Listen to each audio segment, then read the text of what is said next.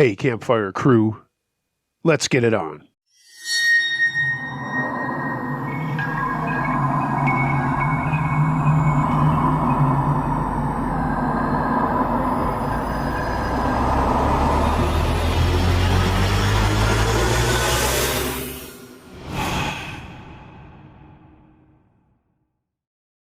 Dangerous, Jealous Boyfriend. Submitted by Road Warrior 357. Back in 2001, I got a job in the city I lived outside of, and after commuting for a few months, I decided to leave the apartment I shared with my friend Joe. I looked for something downtown and found a cool place not far from my place of work.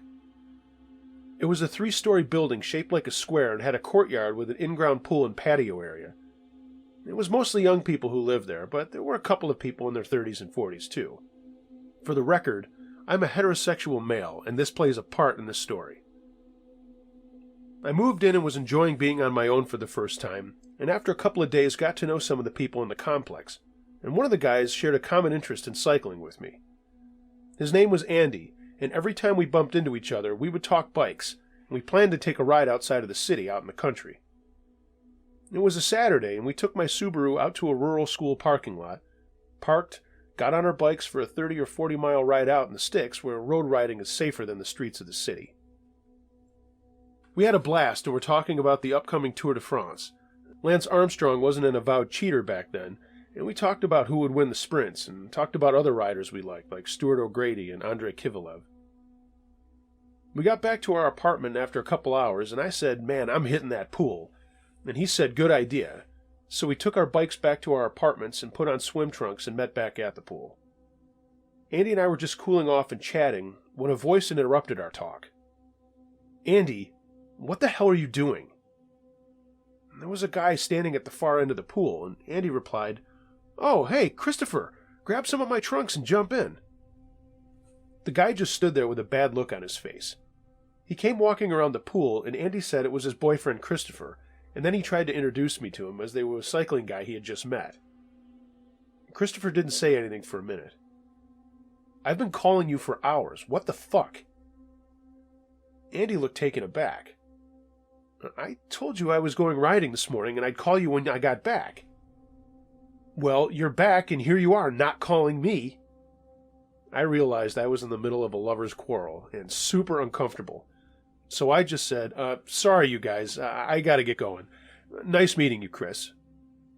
"It's Christopher," he said, not turning to look at me. Okay, well, I'll see you guys around," I said awkwardly and swam to the end of the pool. My apartment was on that end of the pool on the 3rd floor. Before I went in, I turned to see them fighting and hoped I hadn't caused a huge problem by asking Andy to ride. Whatever, I thought. Went inside to chill out and take a shower. Later that night after eating dinner, I was watching TV, and Andy called me to apologize for Christopher. He had the wrong idea about the two of us and had to explain to him that we were just friends and that I actually had a girlfriend. I said, "No worries on my end, man," and we planned another ride in a couple of weekends. He had to go out of town for a while. I wasn't totally truthful. My girlfriend and I were kind of off and on, and it was mostly because of her demanding job, and we rarely got to see each other, not the way we had in college. The next day I went out for another long ride, solo this time, and stopped for more water at a gas station, and my StarTAC phone went off. It was my girlfriend, and I'll call her Lynn. She said she wanted to see me right away, and I said, sure, meet me at my place later if she wanted to go out for dinner. I got home and went to my place and saw Lynn was already there. She had a funny look on her face, and I said hi, and that I didn't want to hug her because I was all gross and sweaty. She gave me a peck on the cheek and then said, "Some guy just left this taped to your door, and I couldn't help but open it." She handed me a folded piece of paper with the words, "Stay the fuck away," written on it. "Oh, no," I said, and opened my door, letting Lynn in. We stood in my kitchen that opened into my living room, and I got 2 bottles of water out of my fridge and explained what had happened the day before. After she said that she'd only seen him from a ways away, but when she described him and said he was blonde, I confirmed what I thought. It was Christopher. I told her to not worry about it, and I took a shower while she sat and watched TV. And when I came out, she launched into a story and was crying a lot through it all about how she missed me and hated her job and couldn't stand living at home with her parents anymore. I could see where this was going. She asked if she could move in with me, and she was going to quit her job and look for one downtown. I thought about it for a while and said, okay. I was a sucker for Lynn. She was really talented and pretty damn nice to look at, too. Lynn told her parents, who weren't super happy, but she was breaking free of everything. I wonder if anyone will get that cycling reference. All right, I'm a dork, sue me. She quit her job and moved in, and thank God she didn't have a bed, as that would have totally sucked to have to drag that up 3 flights of stairs. It was a pain in the ass as it already was. Lynn began looking for a job in earnest right away. We were full-on boyfriend-girlfriend again. I guess sleeping in the same bed does that, come on. She had saved enough money to help pay for groceries and stuff, and she would scour Monster.com and the paper all day for jobs in her field, and got some prospects going pretty fast. I just went to work and did my usual thing. The next weekend, Andy and I got in a ride, and when I went to work on Monday about 10 o'clock, my desk phone rang. It was Lynn, and she was upset, saying that someone was pounding on the door, and when she went out to look, no one was there, but there was another note on the door. I asked her to read it, and it said, "Keep it up, and you're a dead motherfucker." She was scared, but I told her to not worry about it, and I'd handle it. I called Andy and told him he needed to tell Christopher to knock it off, and that if he scared my girlfriend again, I wasn't afraid to step in and take care of him myself. He apologized once again and said he would handle it. Well, it didn't really matter, because Christopher broke up with Andy, and that was that. I guess he had some previous drug issues, and Andy had suspected him of going back to the junk and accused him of it. So that was that, right? Wrong. Shit got worse. More notes, harassing phone calls to my apartment number, and one day when Lynn went to the mall, I gave her my StarTAC, and someone called it and was just screaming into the phone. She told me about it, and I was getting more and more pissed off. There was just a gate to get into our complex, so this idiot had easy access to my place, and that's why he was harassing me. I told the manager of the building every time something happened, and he finally said he was going to install some kind of lock on the gate and put an end to it. One morning I went to my car to find someone smashed out my windows, but didn't take anything that was inside. I reported it to the cops and told them about all the other stuff, but they said there wasn't much they could do. Lynn and I came home from dinner one night, and there was a dead fish on my doorstep with a note that said, "Gut you like a fish." I called the cops again, but same story. They did talk to Andy to see if he knew anything about this, but I knew he was in the clear and he was terribly honest about everything with them. Things stopped for a bit and Lynn got a job. To celebrate, we went out for dinner and drinks with some friends, and we're a little saucy coming home. We went inside and I just went for her, and pretty soon we were going at it against the kitchen counter. Suddenly there was a banging on the door and someone screaming all kinds of, "I'm gonna kill you tonight, fucker," and stuff like that. I looked out the peephole, and there's Christopher, all bloody and clearly fucked up. Now, I'm still a little drunk too, and now I'm pissed off that he interrupted us, so I told Lynn to call the cops while I called the manager on my cell phone. I put my shorts back on, and there was another barrage at the door. Christopher was kicking it near the doorknob, trying to break it in, and then I heard another voice out on the landing, my neighbor. Then I heard my neighbor yell out, "Fuck!" but I can't see what's going on. I open the door like a fool and see that Christopher has stabbed my neighbor and is standing over him. I went out there, kicked his arm really hard, and he lost his grip on the knife, but he turned to me before I could get back inside.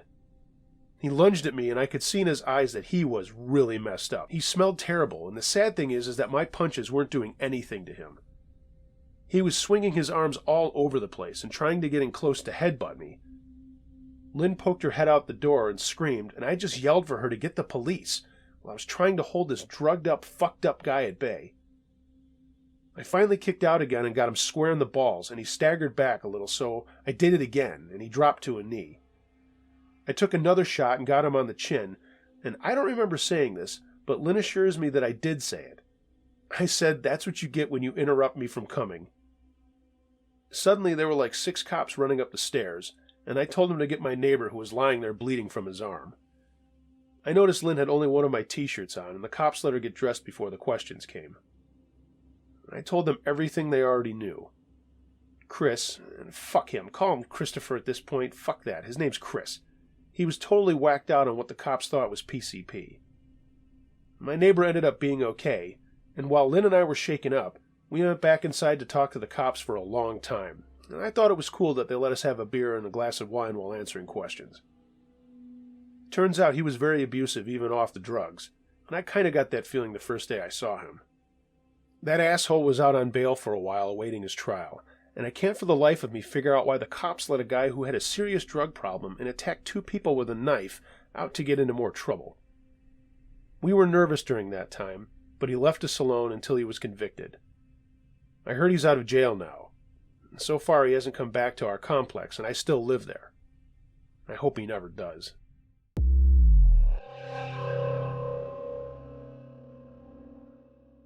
My Urbex story, submitted by Funk You Very Much. I grew up outside of Cincinnati, Ohio, and as a teenager, me and my friends used to get into all kinds of stuff whenever we could. Back in the early 90s, we would crawl around in whatever abandoned places we could find, and I guess you could say we were urbexers before anyone used that term. We would load up our rucksacks with rope, food, and flashlights, and usually lie to our parents where we were going, as the places we went to were off limits and it was considered trespassing to be where we were screwing around. This is the story about a time we braved the subway system that was stopped back in the 20s after money ran out or whatever. It was never used, and I recall hearing that the city couldn't keep up with what it was actually going to cost. So basically, it's a subway system that runs to nowhere. Most of the ways to get in were covered with bars and grates, but we knew a couple of other ways to get in. I went down there with my friends, who I'll refer to as S and C. We were 14 at the time, and none of us had ever been down there. So, with our supplies all set, we headed out after dinner on a summer night. We walked to the place we knew we could get in by squeezing through some meshed grating and pushing our way in. We got all of our bags in too and made our way down the tunnel. It was still light out, but that disk of bright light behind us was getting smaller and smaller as we flipped our lights on. If you've been in a subway, you know what it looks like. This was no different, just abandoned. There was spray paint and stuff on the walls, and I really wish I had a camera back then to capture what it looked like. It was noticeably cooler than outside, as I recall, and we weren't talking much. S jumped off the platform and shone his flashlight on something on the ground. It was a plastic bag, and something was leaking out of it. C and I jumped down for a closer look too, and I found what I remember was a piece of thin pipe or something, and I poked the bag with it.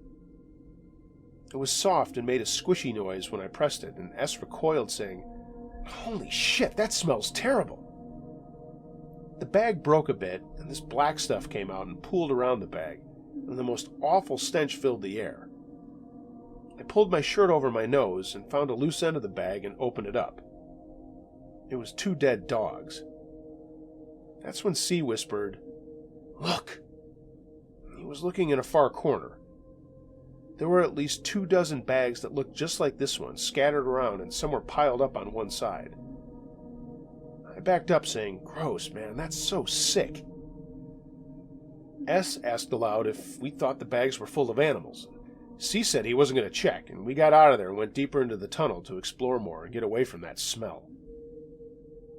We checked out more of the place, and while it was cool, there wasn't a lot of variety. Well, maybe there just wasn't any back then. It was just platforms in the subway tunnel itself. There are nooks and crannies, and we saw a lot of garbage and evidence of people either partying down there or maybe even living, but nothing that was that awesome. So we decided that, while it's cool, we're getting a little bored, and we decided to head back. We stopped for a minute as C needed to adjust his backpack, and that's when we heard a noise coming from the direction of where we came in. Just sort of a clinking noise, like a pipe on concrete or metal. We all looked up the tunnel, but didn't make a big deal out of it and kept on going back to where we needed to go. Our lights were bouncing around the floor and walls, and we were getting close to the main way we got in the tight squeeze. At this point, there were 3 loud bangs, and we all stopped. It was right before we saw all those bags, and I shone my light around, saw the first bag, and then S let out a shriek. C and I looked up, and there were two men standing near the other bags looking back at us, each holding those pieces of pipe or whatever. One smashed the ground with his stick, and we just stood there looking at these guys. They were both filthy beyond description. Beards, dirt from like 1985 on their face, and their clothes were all ripped and stained. "You were messing with our animals," said a throaty voice that sounded like there was also water coming out of it, like a gurgle. We were in shock. Had these guys been there the entire time we were down there? The guy who didn't bang his stick moved toward us, and we were frozen in fear as he said, "Come here, you little bastards. We've got plenty of bags for you." He reached an arm up onto the platform to pull himself up, and I swear his whole forearm was covered in maggots. I almost puked, and C yelled out, "Run!" I turned and we took off, but S was still standing there as this guy crawled up onto the platform. I turned around and went back to him, smashed him in the arm and wake him up from his terror coma or whatever the fuck he was doing, and he finally turned back to me. We started running after C when I heard a clanking noise, and then I tripped. The other guy had thrown his piece of pipe or whatever at us, and it caught my legs, and I sprawled onto my hands and knees, and S kept running. I didn't even turn around to see where those guys were. I just scrambled back up and began running/limping as fast as I could. I could see the faint light of the exit and the guys' flashlights bouncing up and down. I could also hear the grating being pulled to one side, and I knew I was almost there. Behind me were shouts from the two men, but I just kept booking it. I saw S get through and slammed into the grating not long after, pushing myself through in total fear, but forgetting to take my rucksack off. I'm screaming for help, and C yells, "Take your bag off! Take your bag off!" I did. I jammed it through and then forced my way through just in time as I heard the men just like 10 feet from behind. I landed in a heap and C grabbed my arm and pulled me up. We turned to the entrance with our lights and shone them on the two guys who were just standing there. One was holding a dead cat's head in his hand. All three of us were backing up, half in that daze again, horrified at what we were looking at, and one of the guys said, "Don't come back. We know where you live and we'll find you." Again, that gurgling voice. And that was it. We turned and got the hell out of there and ran and ran and ran. We didn't stop until we got to our neighborhood, and then we went to C's basement and collapsed on the floor. The next 2 hours was nothing but, what the hell was that? Holy shit, did you see the maggots all over that guy? Hey, thanks for waiting up for me, assholes, and who do you think they were? Do you think they live there? We never got any answers to any of our questions, but I said I was never going back down there, and I never did. All three of us still kept urbexing until we kind of drifted apart. I went to a trade school and worked as a lineman in South Carolina. C went to a big-time university and moved to California, and S got a job at his family car dealership where he still is in our hometown. Once in a while we bump into each other when me or C goes home for a holiday or whatever, and the first thing we start talking about is that trip. The image of those two guys at that grating, holding a dead cat head, will never leave my brain.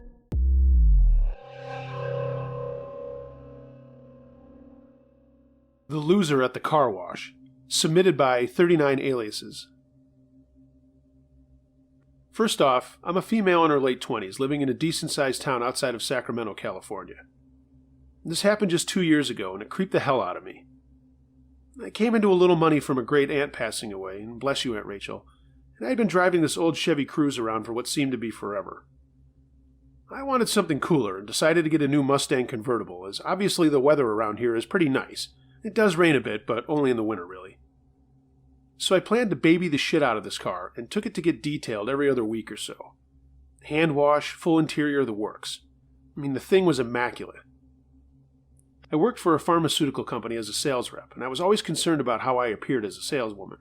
And once in a while I would take a client to lunch or coffee. If you're in sales, you know how it is. After about 2 months of this, a new guy showed up at the place I went to, and he seemed nice at first. But after a couple of times, he began seeking me out in their waiting room and asking me weird questions. And he thought it was funny to tell me that it wasn't really my car. It wasn't girly enough. In the beginning, it was amusing, but after a while, it was total creeper territory. So, eventually he gets around to asking me out, and I politely decline. But after the third time, I go to his manager and ask for another detailer from now on. I said that I know he does excellent work, but his prying into my life was making me uncomfortable. The manager was great about it, and said from now on he would make sure that there was a different arrangement, as I was such a good customer. I told my boss about it, and he laughed and said I was being too harsh and to let the guy have his dreams about me. Yeah, thanks for the support, boss. We were at his house having a barbecue happy hour with our sales team, and his wife said, "Well, you are pretty, but I know what you mean." One afternoon, I had just made my quota and then some on a Friday 2 weeks before month's end, and had actually picked up 3 new clients that week. My boss had just purchased a new Mercedes S550, and he knew I was into cars and wanted to take it for a spin. We finished our weekly meeting at noon, and he slid the keys across his desk to me. "Keep it under 120 and have it back here by 3, he said with a big grin. "Nice job this month. You're our best team leader, and I want you to know that." I couldn't believe it. I was so stoked and told him I would baby it and bring it back in perfect shape. I immediately called my friend Kendra and told her I was coming to get her for lunch, and she was surprised as hell to see me in that car. As we drove to a place to eat, she kept saying how amazing everything was. And don't get me wrong, I love my car, but this thing was unreal. We ate and she had to get back to work, and I thought, hey, I'll surprise my boss and get it detailed if they could fit me in last minute. I drove to my place, spoke to the manager, and the only guy that was available was the creeper.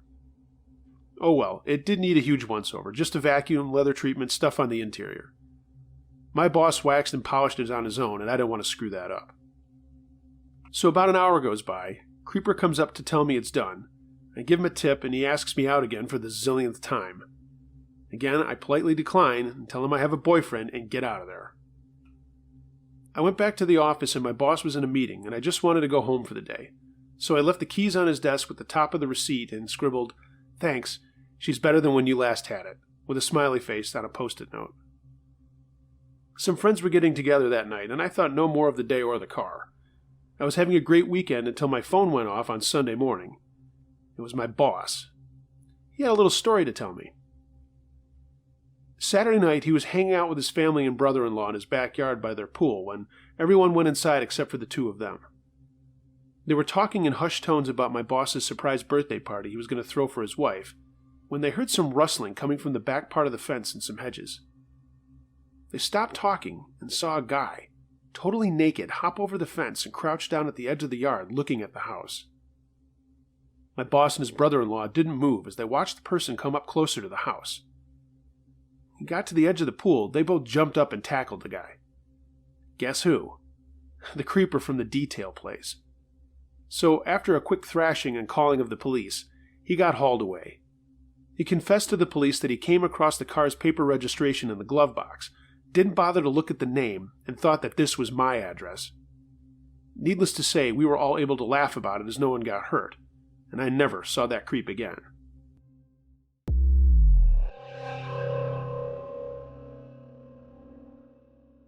It was a bad idea. Submitted by Coral Princess. This past summer, my friend Jessica came over to my house to spend the weekend. We grew up together, but we were now attending different high schools, and I was going to the local public school, but her parents wanted her to go to a private school as she had gotten into some trouble our freshman year.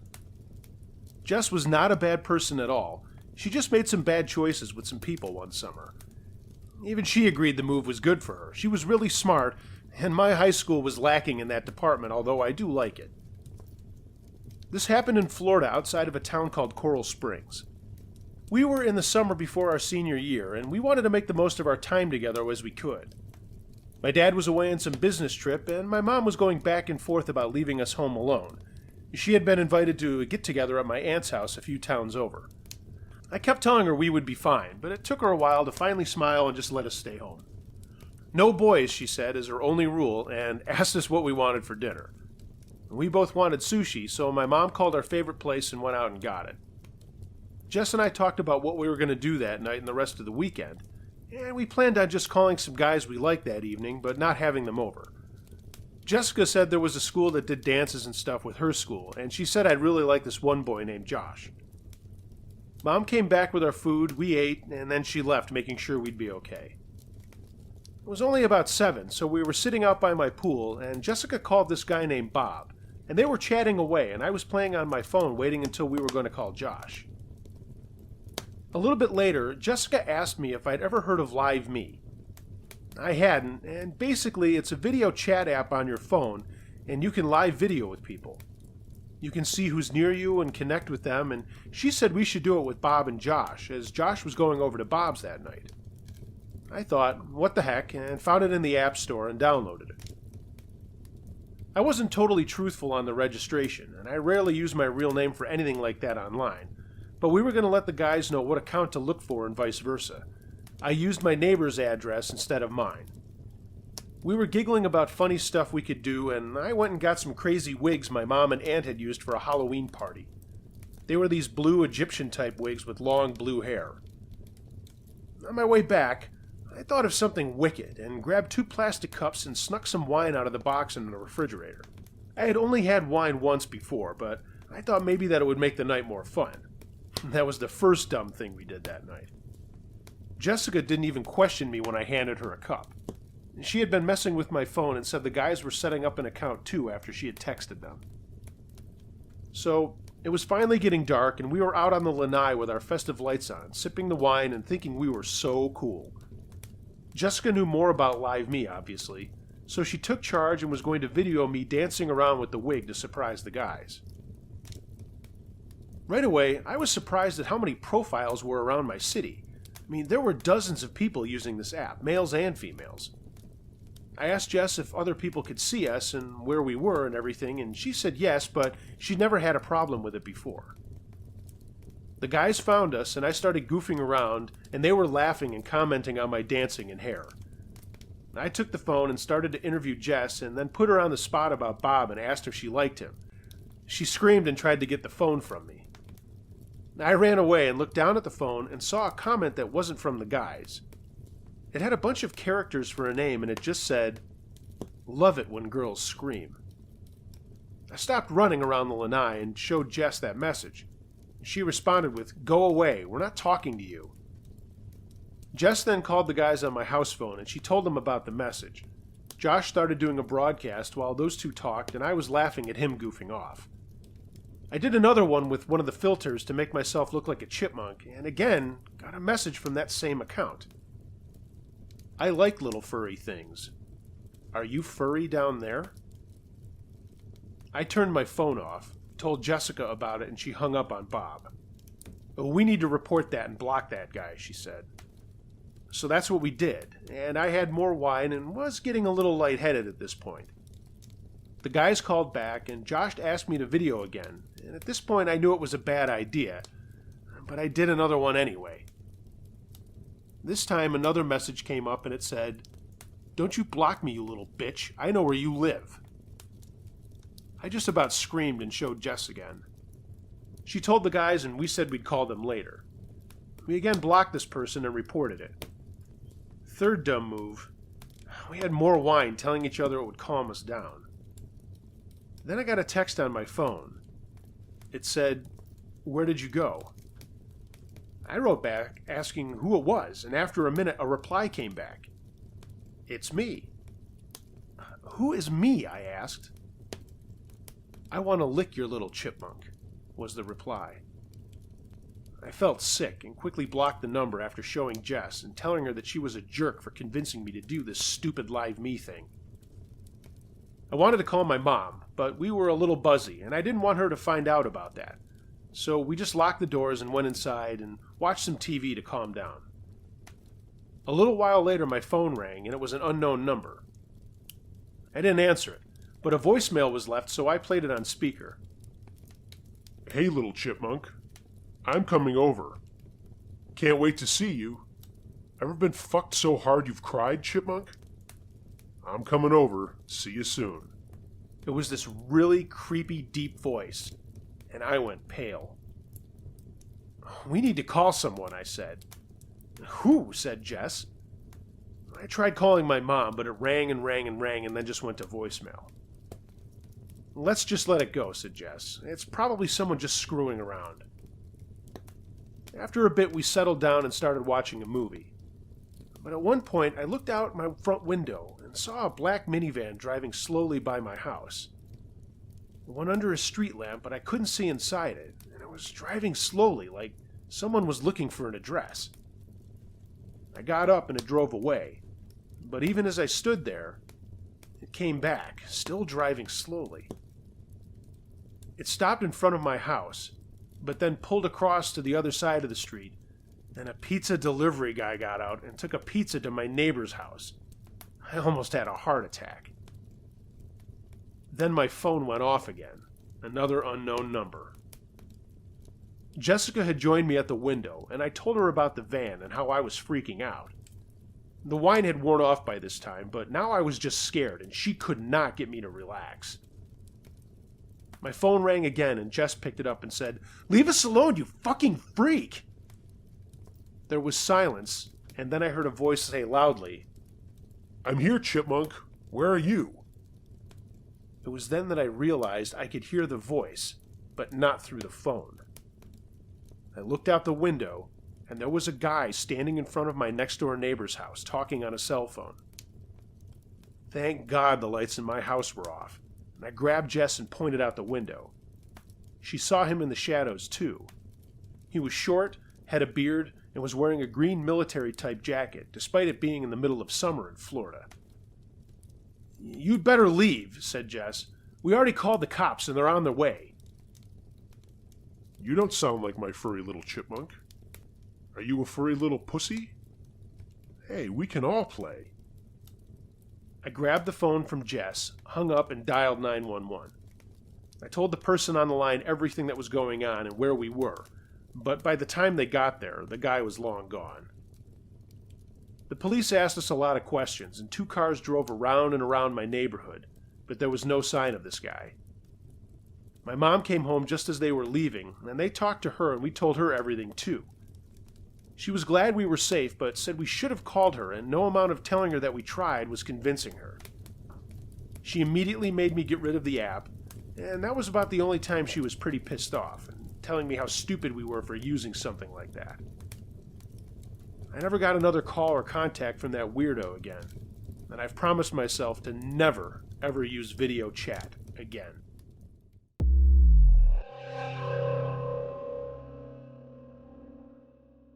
Houseboat Horror, submitted by Adam. Here's a scary boating story that happened to me and my friends when we rented a houseboat in Pennsylvania. We were all a couple of years out of college, and we wanted to get together for something to do in the summer of 2008. It was me, I'll say my name is Adam for this story, Jeff and Phil, who were twin brothers. We were all going to rent this big houseboat for the week with our girlfriends and just cruise up and down a lake and have a good time. Also with us were my girlfriend at the time, I'll call her Tara, Phil's woman and his now wife, Marie, and Jeff was dating a woman named Michelle. It was mid-July when we all met at my parents' house and drove to the marina, and holy shit, if you've never been on one of these things, I really recommend it. But the start of our trip was a little bit rocky to say the least, and that's what this story's about. The boat was about 50 feet long, had a full kitchen, 3 berths, full bath, and a slide from the roof, and even a hot tub up there. We would literally just go anywhere we wanted, moor the boat, and get our party on. The weather was looking good, so we loaded up the food and tons of beer, wine, and booze. We had poker chips, Phil brought his PlayStation, and man, we knew we were in for a good time. I pulled out of the marina slip and carefully started cruising down the lake. Getting the hang of driving these things takes a bit, but mainly because it's just so big. Once we were away from land, I grabbed a Yingling from the fridge and just tooled around as the others set up the bedrooms and got ready to sunbathe on the deck. Jeff came over to me while the others were outside, and he'd already gotten into a fight with Michelle. They were known for their epic fights, and I told him to grab a beer and just relax. I was hoping the whole week wasn't going to be like that, but I would be proven wrong, and Michelle did cause some things to go wrong. We stopped in a little bay area for the day about an hour later as the weather took a turn for the worse and it started raining a bit. We didn't care. We sat on the front of the boat under the covered area drinking and talking and such, and Jeff and Michelle were back to being cool, and despite the clouds and sprinkles, it was a blast. Phil fired up the grill and Tara helped make some hot dogs as we talked about going to this place called the Cliffs the next day. You can climb up them and jump off into the water, and we were just pumped to be spending our time together. We all got pretty sauced and fell asleep in various parts of the boat after we went inside. I woke up and went into the kitchen to get a bottle of water and flicked on the lights. And I thought I heard someone on the roof, and thought maybe, it's Jeff or Phil, but then I saw Jeff lying on the couch. I heard another thump, and then went back to the sleeping quarters, peeked in on Tara, and looked downstairs to see the legs of Phil, Michelle, and Marie. Who the hell was up there? I went back into the kitchen, turned off the lights, and went over to Jeff and poked him. "What the fuck are you doing?" he asked me loudly, and I gave him the shut up and listen gesture and pointed to the ceiling. There were more footsteps, but they were sneaky footsteps, like whoever it was working hard to not be heard. Jeff went to the door and quietly opened it, and we listened. Nothing was going on. I went inside and heard the footsteps moving to the back of the boat, and remembered that my bedroom led to the back deck. I ran back just in time to see a naked figure staring in at Tara with his hands up to the window trying to get a better look. I yelled, and the guy, it was a guy, jumped a bit and then turned and threw himself into the water. A second later, I heard another splash as somebody else jumped in. By the time I got out to the deck, both guys had vanished, but I could hear them swimming away. Everyone was now up after me yelling and wanted to know what was going on. I grabbed a flashlight and searched around the boat, and Jeff went up on the roof with another light, but we didn't see anything. The girls were totally freaked out, and honestly, so was I. I really didn't want to move the boat in the dark, and I didn't know what to do, and Tara finally calmed me down, and Phil said he'd stay up and stand guard if anyone came back. I was keyed up at this point and said, "Fuck it, I'll stay up, everyone else go back to bed." But Tara did stay up with me in the living room. She didn't want to be alone in bed. I grabbed a couple of beers and started playing Grand Theft Auto while Tara curled up on the couch next to me. Nothing else major happened that night, but I did hear some tapping outside the boat, and when I went to the window, it was just small waves hitting the side of it, so I thought, man, I've got to stop being paranoid. Eventually, I fell asleep around 4 and slept for a few hours. The next day, the girls made breakfast, and Jeff and I got the boat moving. Phil was looking at a map and told me how to get to the cliffs, and that it looked like a little farther up, and there was another cove that would be a great spot to stop for the evening after we were done there. It didn't take long to get there, and Phil threw in the anchor, and we swam over to the cliffs to brave the jump. Only Michelle came with us, as Marie and Tara said they were no way doing that. They wanted to lay in the sun and, quote, watch us morons. There were a bunch of other people there, and I guess there was a campground nearby, and it was a popular place. Other boats showed up, and it was actually kind of fun jumping into the water, and we met some cool people. Michelle and Jeff got into it again, and while we were still jumping and swimming, I noticed she was talking to a couple of other guys our age. Jeff saw it too, and when I said, "Man, should we go over there?" he said, "Nope, fuck her." I went over anyway and said hi to the guys who said their names were Randy and Carl. I'm using those names, but I have no idea if they were their real names. That's just what they said. They seemed pretty cool, and they said they were staying at the campground, and it was cool to see us as most of the people at the campground were families. Michelle was being a little flirty, if you asked me, but I figured, hey, it's not my business, so I stayed out of it. Eventually, we got tired of the cliffs and went back to the boat, and after going to get Michelle, who was still talking to the guys. This is important to what happened later. Jeff was pretty pissed, but I told him to let it go, and if he actually cared, he would have gone over to her and fixed the problem. He just went to his room and sulked, while Phil and I got the boat over to another bay called the Old Cliffs, and we moored there for the rest of the day and what we thought would be the night. The beer and wine was flowing, and Tara kept hinting to me that we should go do some reading in our room. Yeah, reading. We fooled around, and I look back at that now and think, how tacky was that, having sex with our friends just a couple of feet away? Oh well, we were young and it was fun.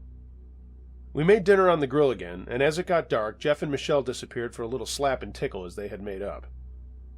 The rest of us were on the roof in the hot tub talking and laughing when we heard Michelle scream and Jeff yell, "Who the fuck are you?" Phil and I immediately jumped up and ran to the ladder to see what was going on. It was about 10 o'clock and obviously dark. Phil yelled to Jeff asking what was up, and Jeff said when the two of them came out of their berth and into the living room, There was a guy on the front of the boat near the grill, but he jumped over the side when he saw them. Was this the same guy from the night before? I didn't care. I immediately went to the wheel, told Jeff to pull anchor and that we were getting the fuck out of there. There was some chirping from the girls on the roof as I fired things up and started motoring away from the bay, but there was no way I was staying there. I drove across the water and up a ways to another spot before stopping. Everyone gathered in the living area and was pretty freaked out. Jeff had already called the sheriff to let them know this happened twice and where we were. They said to call back if it happened again, and things settled down once again, and we had a few more drinks to calm down even further. We made sure all the doors and stuff were locked before we went to our rooms for the night. About 2 a.m, I woke up to movement on the roof again. I waited for my eyes to adjust to the dark and saw a figure coming down the ladder. It was a naked guy. Randy, to be exact.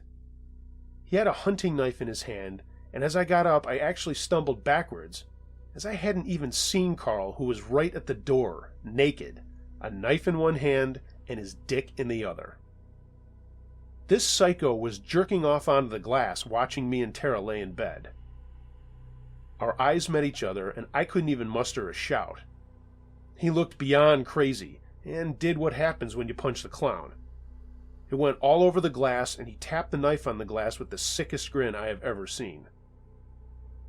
I reached for Tara, and by now Randy was standing next to Carl, and he actually ran his knife in hand through the stuff on the glass.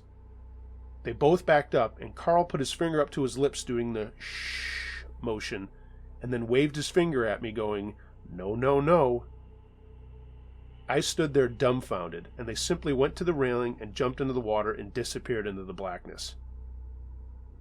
Tara was now awake, and I finally said, "Oh, fuck. What the fuck?" She asked what happened, and I pointed to the glass, not knowing how to tell her what I just saw. I finally did, and she screamed out, which woke everybody else up. We called the sheriff again, and this time they told us to stay put, and they came out to us in a launch. I told them everything that had been happening, and that's when we found out that, number one, the cops were pretty aware of these guys. They were known for this shit like this and weren't camping. They lived out there. 2, they had likely followed us from the marina on day 1.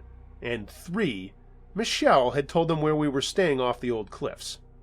Thanks, Michelle. We filed a full report, and the debate was on as to whether or not we should just go home.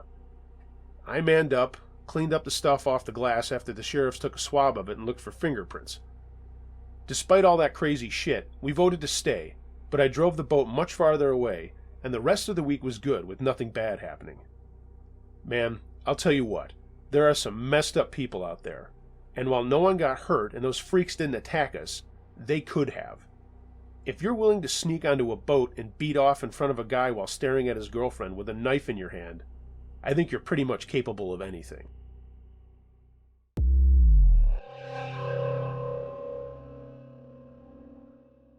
The Wrong Guy, submitted by Eerie Thing. I grew up on the south side of Chicago to a mother whose husband left her when I was 2. The cliché going out with some friends and never coming back bit. Last I heard he was somewhere out in Oregon, but I couldn't care less. He left and never once reached out to my mom, let alone me. Anyway, growing up was pretty rough. My mom didn't make much money, we were really poor, and she worked 3 jobs just to keep a roof over our heads. I spent a lot of time with my grandmother as my mom was working all the time, and sadly, for all her hard work, we never worked on our relationship, and I grew up barely knowing her. Even being in the same room with her in my high school days was odd. It was like she was an older sister I never saw. I did well in school and got a job at a popular convenience store chain in my neighborhood and busted my ass there every minute I wasn't in school. I became an assistant manager the summer after I graduated, and I was saving everything that I had. I just wanted out of Chicago. I found a manager job available in Austin, Texas a year later, and I called my boss to see if he could talk to HR and maybe give me a shot down there.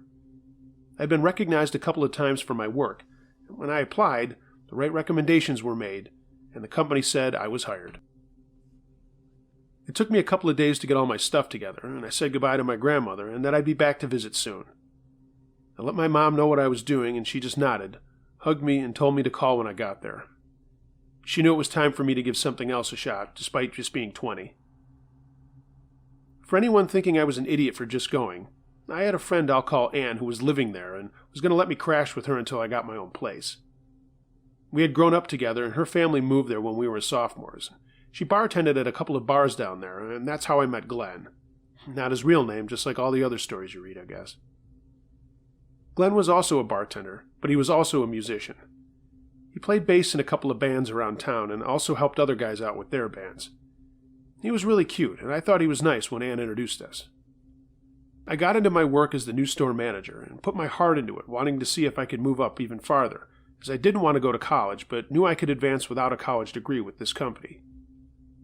One night, I was at one of Ann's bars and Glenn was playing. His band was good, and I thought he was really sexy playing. I mean, he had the long hair, the tight jeans, the whole rock and roll look. After a set, he came over to get a beer and said hi to me, and if I liked the band. I told him I did, and he said to stick around after the show. We hit it off that night and quickly became an item. And after a couple of months of dating, he asked me to move in as I was still at Ann's. I said yes, and he helped me bring my things over. Everything was great. My job was good. He was successful with his band, and even though sometimes our schedules conflicted, we were happy. I never had a really serious boyfriend before, so this was all new to me. But as my job started being more demanding, people quitting or changing shifts and me wanting to make an impression on my area manager, things started getting choppy. Glenn was getting angrier and angrier if I couldn't go to all of his gigs, and he would get sullen and come home drunk and either ignore me or bitch at me for not being there to support him. I always tried reasoning with him, and things would always calm down. Everything would be normal again until he decided I wasn't paying enough attention to him. One night, he came home and was pissed off, and his hands got away from him. He didn't hit me, but he grabbed me enough to shake me and scare me, and I took off for Ann's apartment. Sure enough, the next day it was another excuse, and I was a sucker and went back to him. That was a big mistake. A couple of weeks later, he had a gig where there was going to be a record rep in the audience, and he was very excited, and so was I. But the day of the show, a worker at my store quit, and the assistant manager's mom got sick. I ended up having to work a double, and didn't get home until 8 at night, having worked 14 straight hours. I was dog-tired. Glenn hadn't left the apartment yet, and when I told him I needed to sit this one out, he went crazy. He was yelling at me about how important this was, and I yelled back that I hadn't sat down in nearly 6 hours. He said, "That's it," grabbed me, and dragged me to our bedroom closet. He threw me in, jumped out, slammed the door, and locked it, saying if I wasn't going to his gig, then I wasn't doing anything.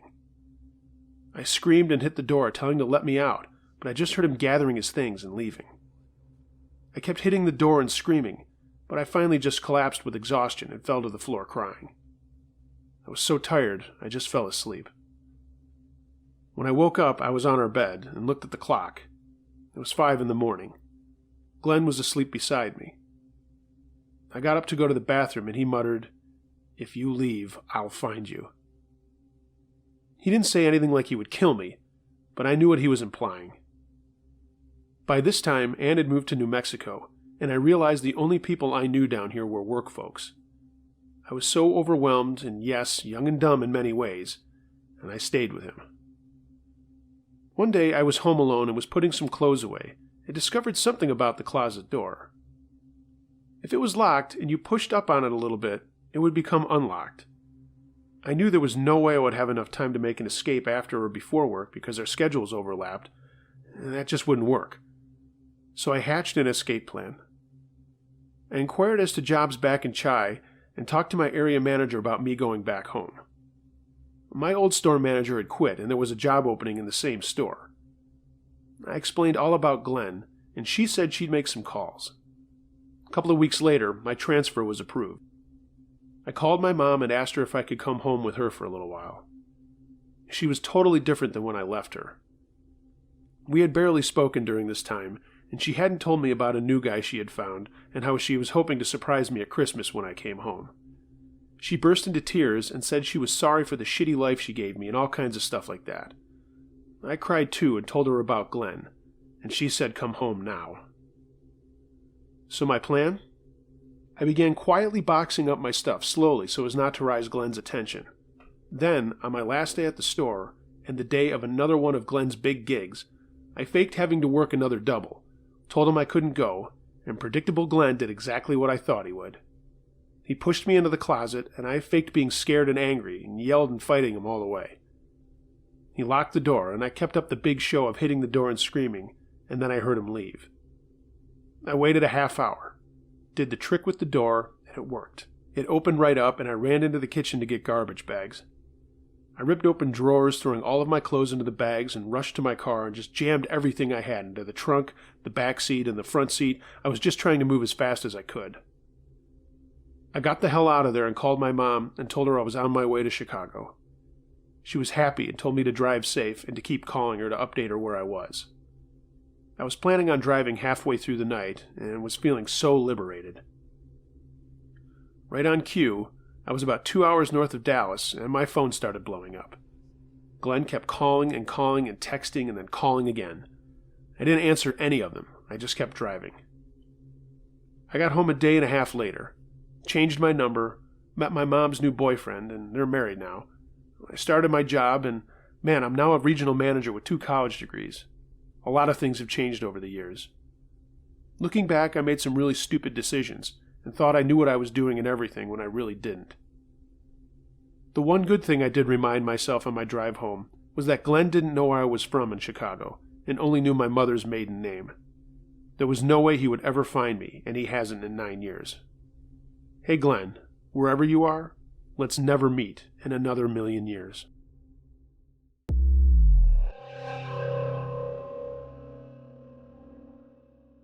Something Stalking Me by the River.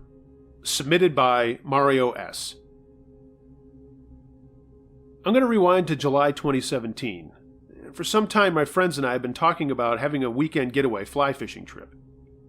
The planning for this began in late May, and it was supposed to be a total of 7 guys, including me and my dog Rhino, a Pomeranian chow mix. He's a small dog, but definitely a dog that can hold his own. He once defended a neighbor's dog from a coyote.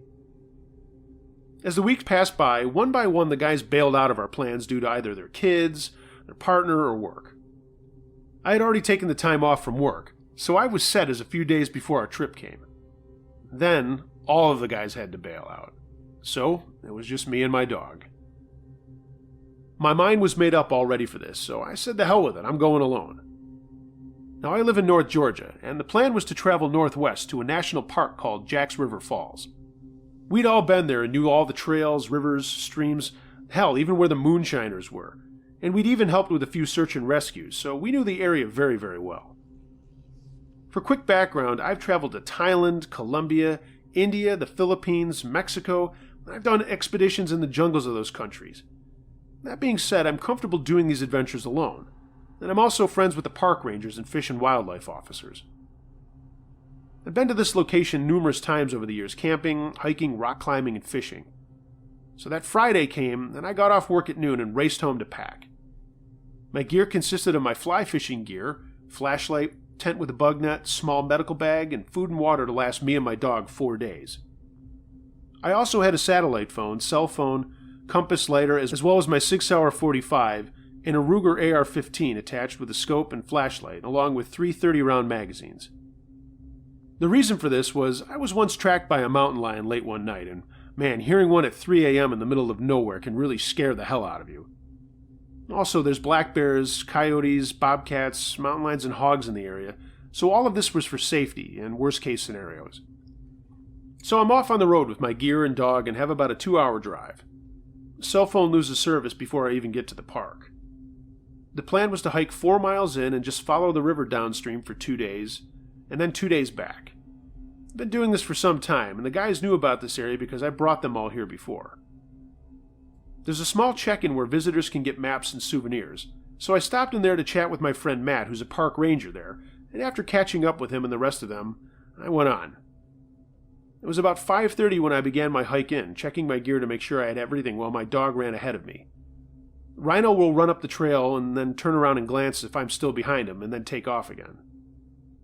About 6:45 I got to the river and began to relax after some food for me and my dog. We then began following the river downstream after it thinned into a small stream and boulders, and this is where it begins to become more dense and thick with woods. Fast forward to the next day. My dog and I had crashed early to wake up early. I began fly fishing waist deep in the river while glancing at my dog who was playing at the edge of the river. I lit up a cigar when my attention was interrupted by my dog going insane and barking in defense. He was facing across the river, which my back was facing, and I quickly spun to see only a small tree swaying back and forth. Not alert yet, and thinking maybe it was a bear or a deer, I shrugged it off. Rhino was still staring intensely, and out of the corner of my eye I saw him walk up the river, pause, walk a bit again, and all the while he was looking across as if he was following something or someone. I damn nearly got bit by him because I was able to come up behind him and surprise him by telling him, "Let's go." I almost had to pull him along as he was still looking across the stream with intensity. Thinking it was someone with a dog but still becoming aware of the situation, I quickly took notes to myself, longitude, latitude. At 9:30 a.m., I packed my gear and began trekking downstream, again with Rhino running off and looking back. Throughout the day, I cast my rod and caught a few rainbow trout, only keeping the ones of good size to eat. And this went on for the remainder of the day. When the sun sets out there, it gets dark really fast, and I mean very dark. I and anyone else who knows will tell everyone not to hike during the night. So I pitched my camp, lit a fire, and I cooked the trout that I had caught. The night sky was full of stars, and Rhino was away eating his food. I mean, fresh caught fish is definitely recommended. 11 o'clock came and I decided to crash, so I put the fire out and crawled inside my tent. It only took minutes to fall asleep. I awoke. My dog was quietly growling, so I gently petted him and shushed him and dozed off again. Moments later, he jerked up and faced the tent flap. Growling again, I petted him to calm him, thinking he hears or smells coyotes, but now he was tense. Those who know their dog's behavior will understand. His back was straightened, ears perked straight up, chest sticking out, looking left and then right with intense focus, trying to pinpoint what he was hearing. This is his alert defense position. Now where I live, it's in back roads where occasional deer, bears, and coyotes will be in the front yard, where Rhino would just chase or bark at them until they ran off into the woods. Like I said, this time he was in defense mode. Alert, I realize it's silent. Way too silent.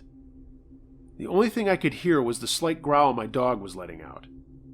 And then I realized what I think I can hear is breathing or some sort of deep inhaling in the direction where my dog was facing. Remember, this is at night, so I can't see shit. I can only feel what's going on inside my tent. Trying to remain quiet so I didn't give away my position to whatever was outside, I grabbed my AR-15, holstered my .45, and I took a knee position while holding my dog facing towards the deep breathing. This person or animal or whatever it was getting a full magazine of rounds if he tried anything slick. I was trying to listen in to figure out what it was doing and what it was thinking. Is this person just outside looking at the tent? What scared the shit out of us was something was thrown behind us. It hit Rhino and made him bark intensely. I later found out it was a large branch. At the same time, we were hit with this growling, screeching yell, and whatever it was big and loud and aggressive. I said, "Fuck this shit," pushed my way out of the tent and started unloading west, south, east, and north. 3 rounds, spin. 3 rounds, spin until my 30 rounds were up. I quickly released my magazine, reloaded, chambered, and fired 10 more. This worked because I was able to hear something stomping or running away, and the noise faded as it got further and further away. This is where my friend says that what I did helped my situation. I quickly lit the fire again and it grew to about 15 feet high. I called the nearest station with the satellite phone to give my coordinates, and my friend Jay was on duty that night. I told him what I was wearing, fired 3 rounds into the air, and he said he was able to hear it. A tip to those with smartphones. Depending on your phone, you may have a setting app which is called an SOS setting, and it works the same way as the emergency call. What SOS is you press the power button 3 to 5 times, and who you have set as an emergency contact will receive your SOS text, or coordinates, and some phones take audio, pictures, and video recording even. Once this was done on my phone, I fired 2 shots about every hour to make sure whatever this thing was would know I was armed and in defense. I kept the fire roaring while keeping attention to Rhino's behavior and where he was facing. In the distance, I could hear screeching and tree branches being broken. Now, I can't exactly say what I saw because I honestly didn't see who or what it was. But awake and alert with my .45 with 8 rounds in it and my last 30-round magazine for my AR-15, I just waited till sunrise next to the fire. Once the sun was out and I put the fire out, I began my run back to the checkpoint. Only with my guns and my dog. I left all my gear behind to carry less weight. A 2-day hike was made in 14 hours. Beaten, tired, exhausted from carrying my dog, I sure did get a lot of weird looks by the visitors and park rangers. But I didn't bite my tongue, and I didn't sugarcoat anything to explain what the hell just went down. Matt and the rest were just listening with focus and had me point on a map where it happened. Jay also had the coordinates I'd given him the night before, so that gave an exact location since it was off the trails. After discussing things and agreeing to go back with 7 others later that day, I showered and slept for a few hours. Leaving Rhino with one of the rangers, we headed off on ATVs. We got there a lot faster, of course. When we got there, my camp was a wreck. The tent was torn, my gear was all over the place and broken. At that point, I was thinking it was some inbred moonshiners or poachers. Matt pointed out the broken trees to the east and trails of blood leading off deeper in the woods. I sure as hell wasn't going to track that trail. Since there wasn't much to do, we began to head back, but Matt stopped me after everyone had left, and he looked me dead in the eyes and said, "You sure as hell got lucky last night, because a lot of others haven't been so fortunate." He went on to explain about reports of large animals coming near, but only as a blur as they were moving so fast.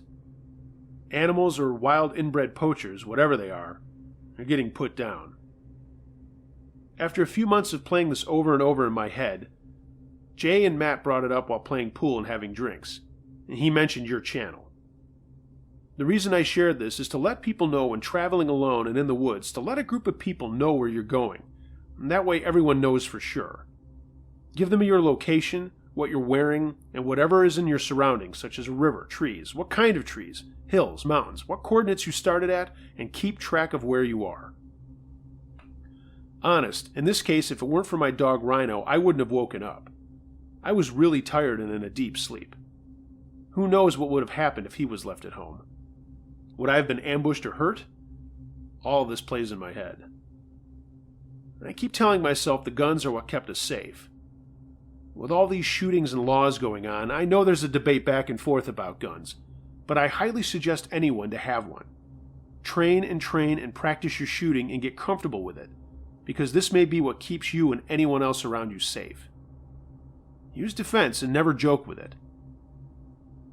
I've only been back to that river a few times, but with friends, and of course Rhino. I still have him, and he still goes everywhere I go.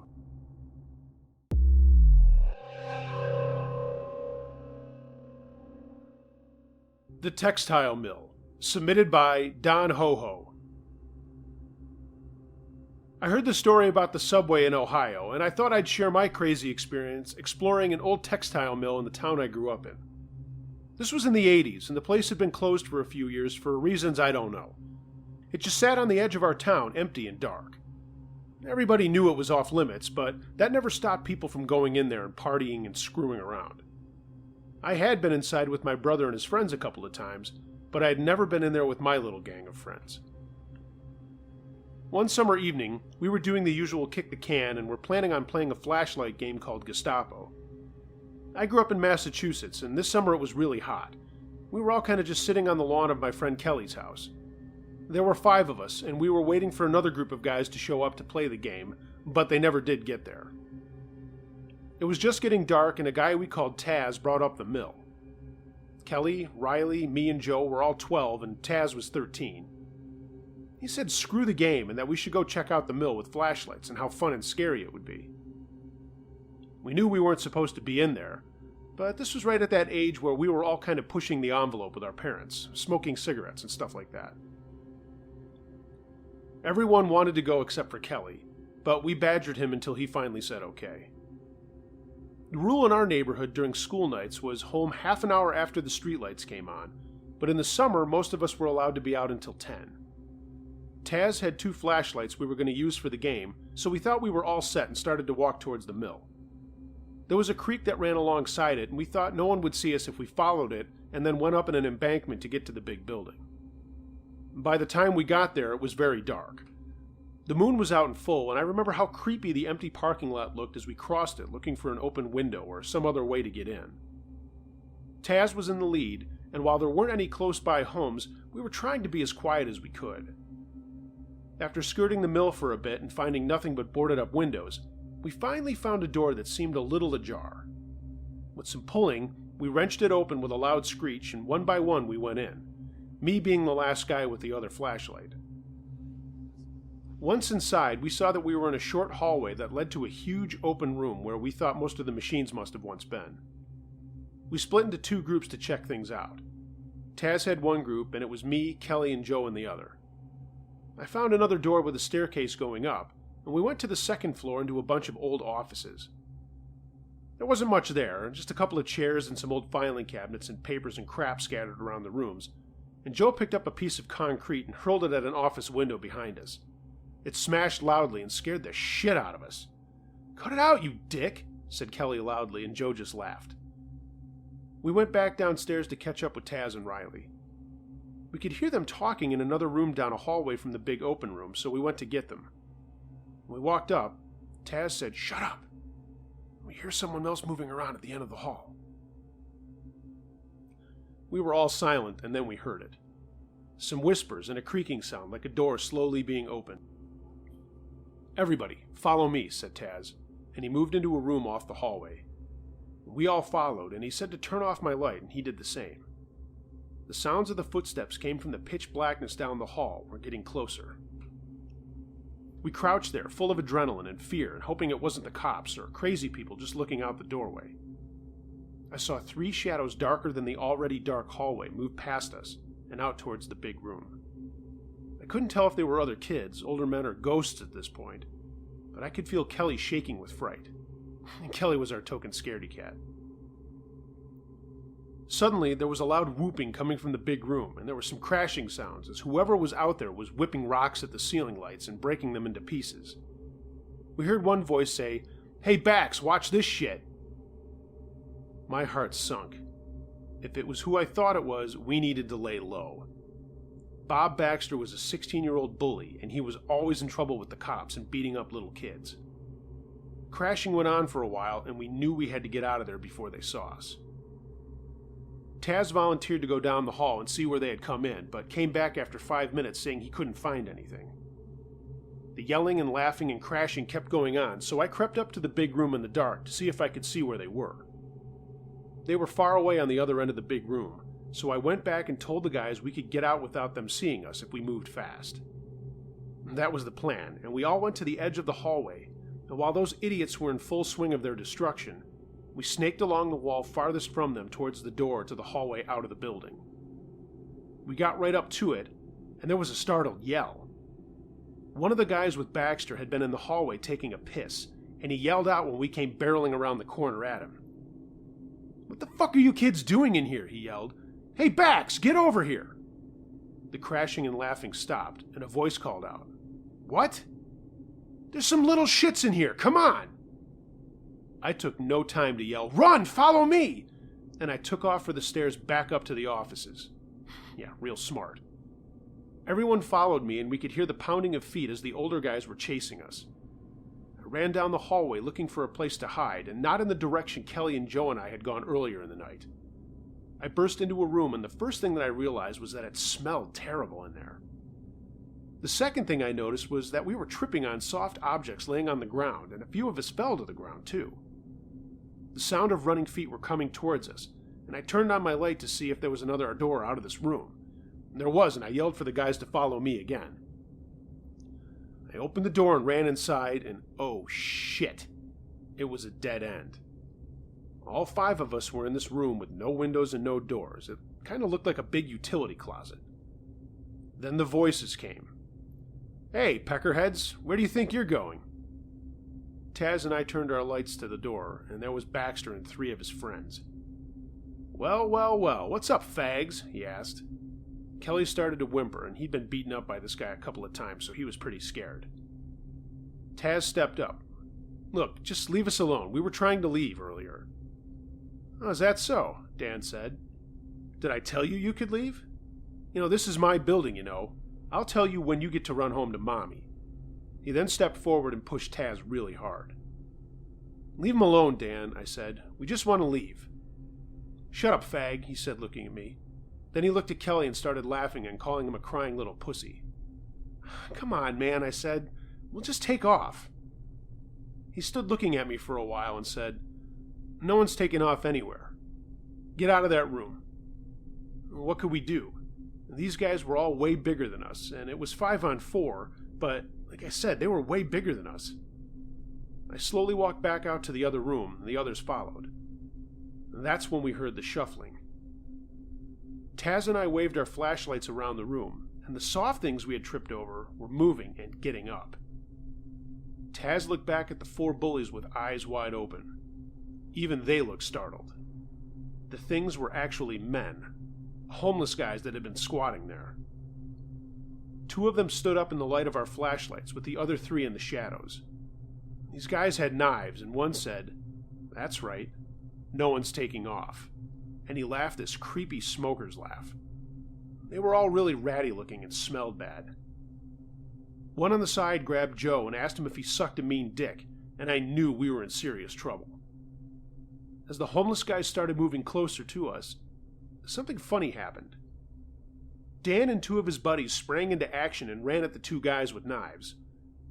The rest of us stood rooted in shock for a minute before realizing this was our only way out, and we all ran at one homeless guy or another and started swinging and kicking. Even Kelly got in on the melee. The older men weren't that strong or tough, and we were putting up a decent game of squash than they were expecting.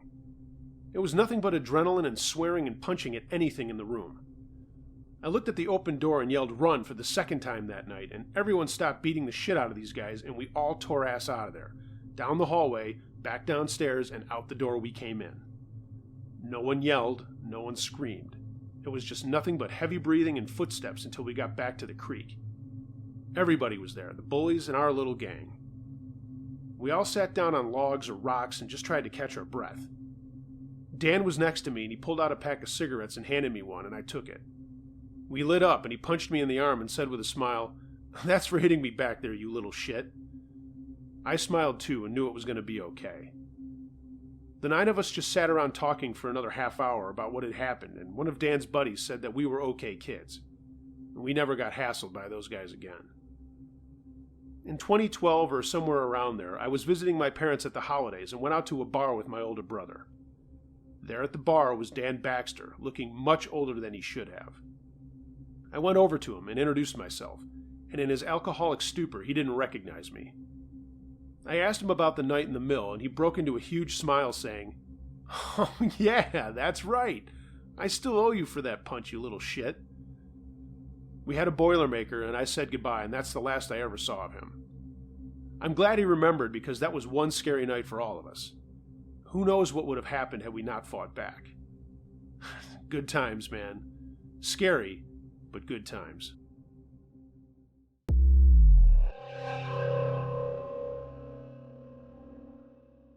More Than One Visitor, submitted by Anonymous. I've asked to remain anonymous for obvious reasons, as you will shortly see why. First off, I want to say that I was not a believer in anything paranormal or out of this world for most of my life. I put zero stock in ghosts, monsters, and that sort of thing.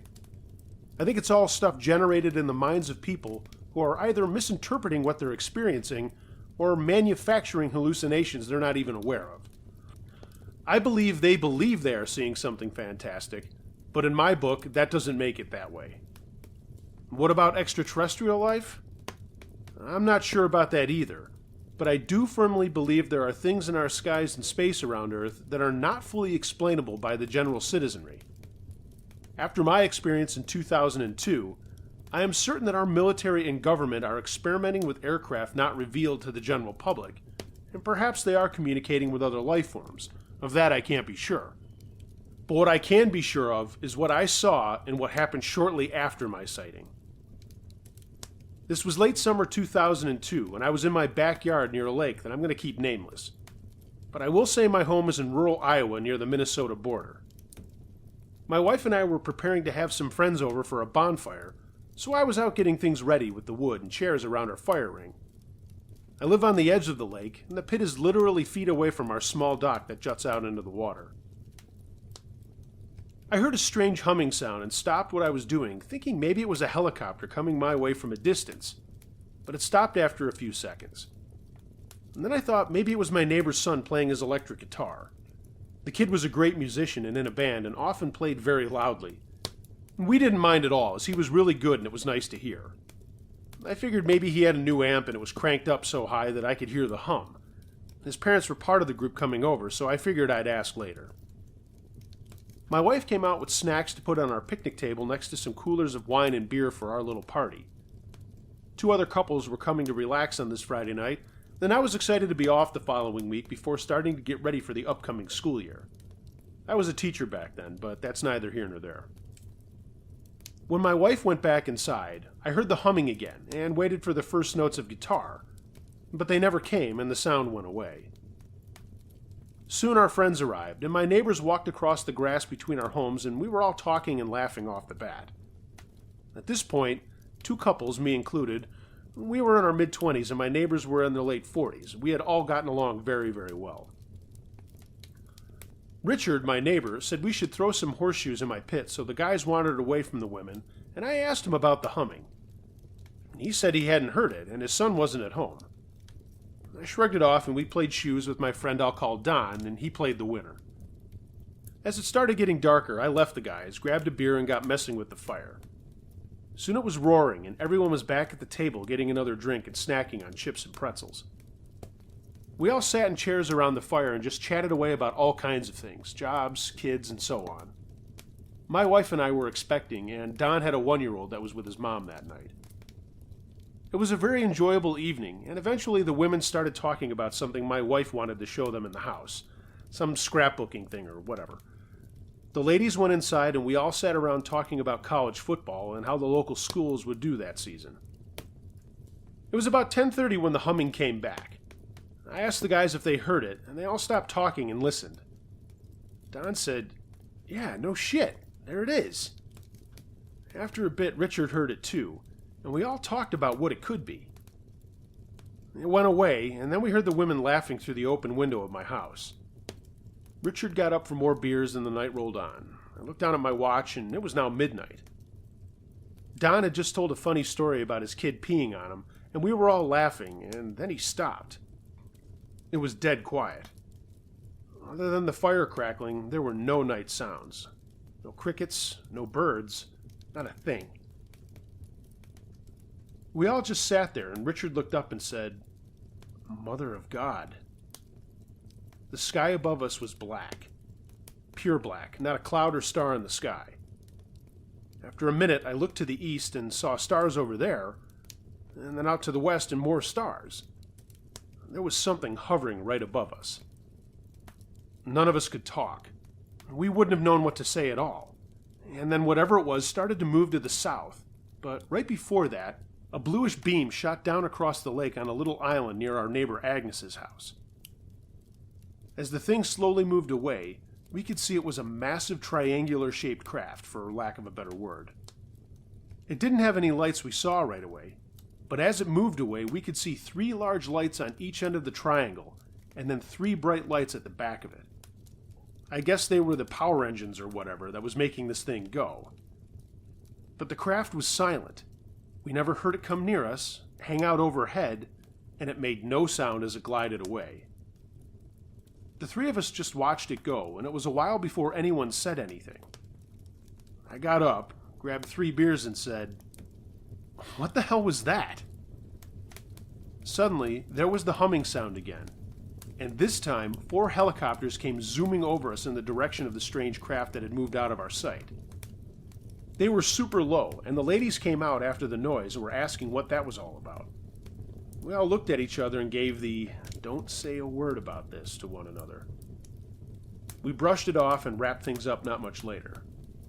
Before he went home with his wife, Richard said, "Hey, let's go over to the island tomorrow and check that out."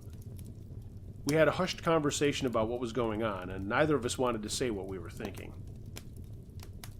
That night I was awoken by sounds outside of my window. There were 4 men doing their best to be quiet, standing in my backyard at the edge of the lake. I sat listening for a moment, and then heard a radio crackle right outside my sliding glass door that led to the backyard. Through the curtains, I could make out the shape of a man wearing some sort of uniform, and he was holding a rifle. I'm not ashamed to say I was afraid to go outside, so I just went back to bed. In the morning, there was no sign of anyone ever having been there. I checked the morning paper to see if anyone else had made a report about anything they saw, but there was nothing. I mean, the town we lived in had maybe 3,000 people, but we did get newspapers from the larger towns in the area, and it had to have been seen by someone else. The craft was that large. I went outside with a coffee and saw Richard was also out in his yard. He came over and I said, let's take my rowboat over to the island before the wives woke up. At this point, it was about 6:45. We pushed my little aluminum boat into the water and made the short row over to the island and waved at Agnes, who was out in her yard with her dogs. This island isn't much of anything, just a group of trees and rocks, and it didn't take long for us to scramble all over it, and we didn't find much. But just as we were leaving, Richard pointed to the ground.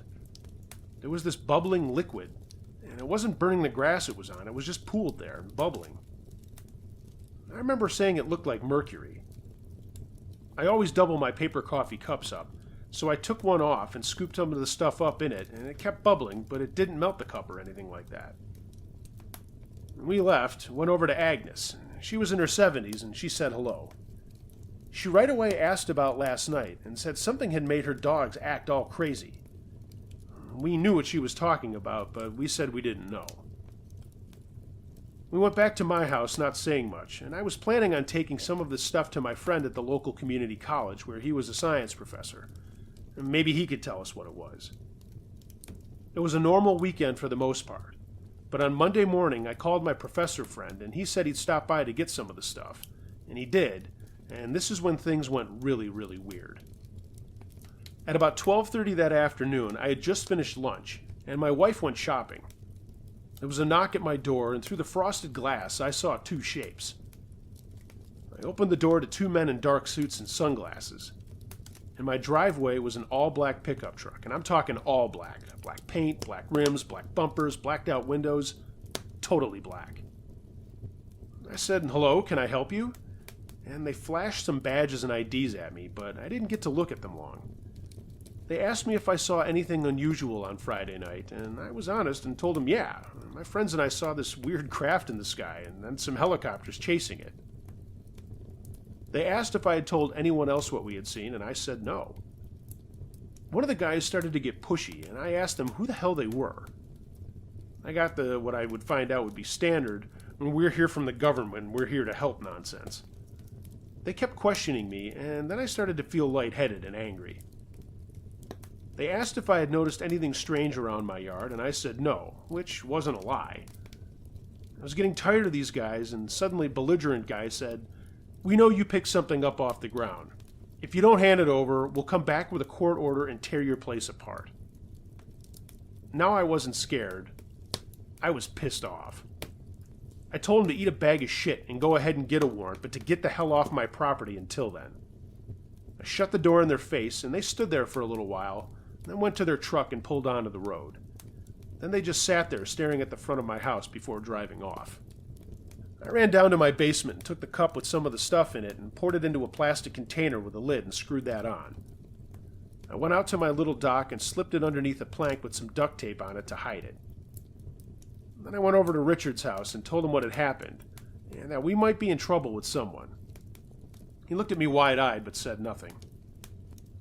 For good measure, I called the local sheriff, whom I knew, and said he'd never heard of these guys, and to be wary of some kind of scam.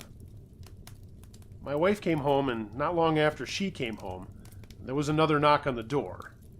It was those guys again, but now there were 4 more and another truck, and plus my sheriff friend was with them too. One held up a piece of paper that looked legal, and all of them barged into my house. The sheriff came in and looked at me and raised his hands in a I don't know what to say gesture. I sat down in a chair with my preggo wife on my lap, who was crying and asking what was going on. For 2 hours, these guys tore through my house. They held up a pair of shorts and a polo shirt and asked if I had worn them on Friday. I said yes, and they slipped them into a bag. Then one guy came in from outside holding my coffee cup that once held the silver liquid, and he handed it to the belligerent guy. "Didn't pick anything up, huh?" he said behind his sunglasses. I told him, "Look, you got what you wanted, now get out of my house." The guy looked at me one more time and warned, "Leave this alone." He stared at me for a long time, and then they all left. My wife was crying and asked me again what had happened, and I told her the whole thing more slowly. Not long after, Richard and his wife came over. They'd also had a visit, and they also took his clothes that he had worn on Friday night. 3 times being the charm, Don called. Same thing. I invited everyone over under the auspices of a hot dog dinner, and they agreed. We sat around my kitchen table with a couple of beers and told our wives again about what we had seen while they were in the house. Then Richard looked at me. "Hey, what about Jerry at the college?" I got up and called my buddy at home, but Jerry acted like he didn't know anything I was talking about. He said he didn't remember me seeing him and that I never gave him a sample of anything. No matter how much I talked to him and said, "Jerry, cut the shit, you know what I gave you," he said, "Sorry, man, I can't help you. I don't have anything." I hung up and told everyone what he had said. So I let it go. A couple of days later, I went out and threw out the liquid I had saved and put the whole thing behind me. None of us ever told anyone else what we had gone through that night, and I don't think we ever will, except for me sharing this story.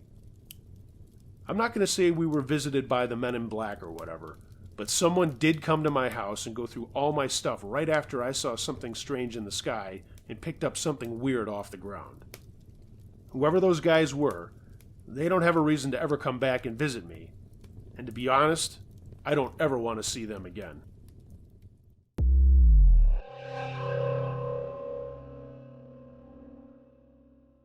Now there are 2. Submitted by Death from Afar. To set the scene, this story took place in central Texas around 2004 or 2005. Not far from the Bigfoot story in Volume 28.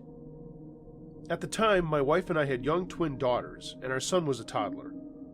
Since this story, almost all of the residents have moved away, but at the time, we had great relationships with nearly every person living on our street. Impromptu driveway cookouts and get-togethers were the norm. Even if we didn't know certain neighbors well, we knew their faces and vehicles intimately. Unfamiliar pedestrians and vehicles drew obvious attention. Eventually, we developed a close set of immediate neighbors and became good friends. We developed our own unofficial neighborhood watch, and nothing happened on our street without our knowing it. It was satisfying to know we were looked out for at all times, and we felt safe, and life was good. At one of our driveway cookouts, our closest neighbor, who I will call B, we were getting the grills ready and seasoning meat. With my back to the street, I said something to B, and he didn't respond. I didn't look up, but said with a laugh, "Fine, ignore me then, you rude bastard." B still didn't retort, which was very much out of character for him. I peered up from my seasoning task to see him staring intently past me. I know the look. That's an unsettled look of deep concern. B had 2 daughters as well, and he was always vigilant. Something had captured his attention, and not in a good way. His creep meter was redlining, and I knew it by the tense look on his face. I spun around to see a man. A really big, a giant of a man walking on the sidewalk across the street. This man was gargantuan. My estimation of the man was maybe 30 years of age, 6'8", and over 500 pounds. At least. I'm 6'1" and 220. This guy could have eaten me like a light snack. Freaking huge is what I'm getting at. You get the point. My first glimpse of the man was at 40 yards or more, and I instantly felt as though static electricity washed over my entire body. While living through several harrowing events, I have never experienced such a visceral reaction in my entire life. My own creep meter was spewing smoke and sparks, though I didn't definitively know why. It's impossible to accurately describe that feeling, and I've had similar feelings since, but nothing so intense. Without a word or an invitation, The giant man donned a cliché ear-to-ear grin and walked across the street towards us, waving. Not like a, hey neighbor sort of wave, but rather a wave like a circus clown would do to a young child. Back then, my wife was blissfully ignorant to the evils that could befall an attractive young blonde 20-something female. Everyone was inherently good in her mind. So, when I looked at her to give her the sign to round up the kids and move to safety, she was, as usual, in her life is grand mode. In her defense, her chair was set around the fire pit with her back to the road, so she couldn't see all of what was going on behind her. However, that didn't last long. As the huge man walked into B's driveway where we were gathered, he happily strolled right up to me, never letting his creepy smile fade. With every tooth in his head showing, he began to speak with a lumbering idiocy about him and said, "So, y'all having a party? I like parties. What are y'all cooking? Chicken? I like chicken. Mind if I have a piece? Looks real tasty. Yum." What 30-year-old man says yum? He provided no time for answers as he quickly snatched a drumstick from the plate. At this moment, B, who was behind me with the grill between us, snapped his fingers loudly and projected his voice towards my wife sitting in the driveway. "Hey!" My wife looked up sharply. "Take the kids and go," he said sternly. The only time I took my eyes off the huge man was to ensure my wife was complying. She absolutely was. As she and my kids hastily retreated towards our home, I looked back at that large man who had closed to within mere inches from me now, still flashing that plastic smile. I arched backward a bit and said, "Hey, you need to take a step or 10 straight backwards. I don't like people in my space." While still holding the drumstick, he slowly backed up, but only a half step. I then made it abundantly clear for him to keep backing up and that I was becoming uncomfortable. By uncomfortable, what was coursing through every fiber in my body was, if you stay where you are, I'm going to knock your gelatinous ass out. My philosophy is and always has been, there is no reason to be that close to another person unless the two of you are making babies, and he and I weren't. The subtle hint didn't stick. B said gruffly, "Dude, the man told you to back the fuck up." The huge man, still smiling and now waving childishly again, said, "Hi, my name's Andrew, Andy." I quipped, "Do you mean to tell me you don't even know your name?" He said, "It's Andy. My name is Andy."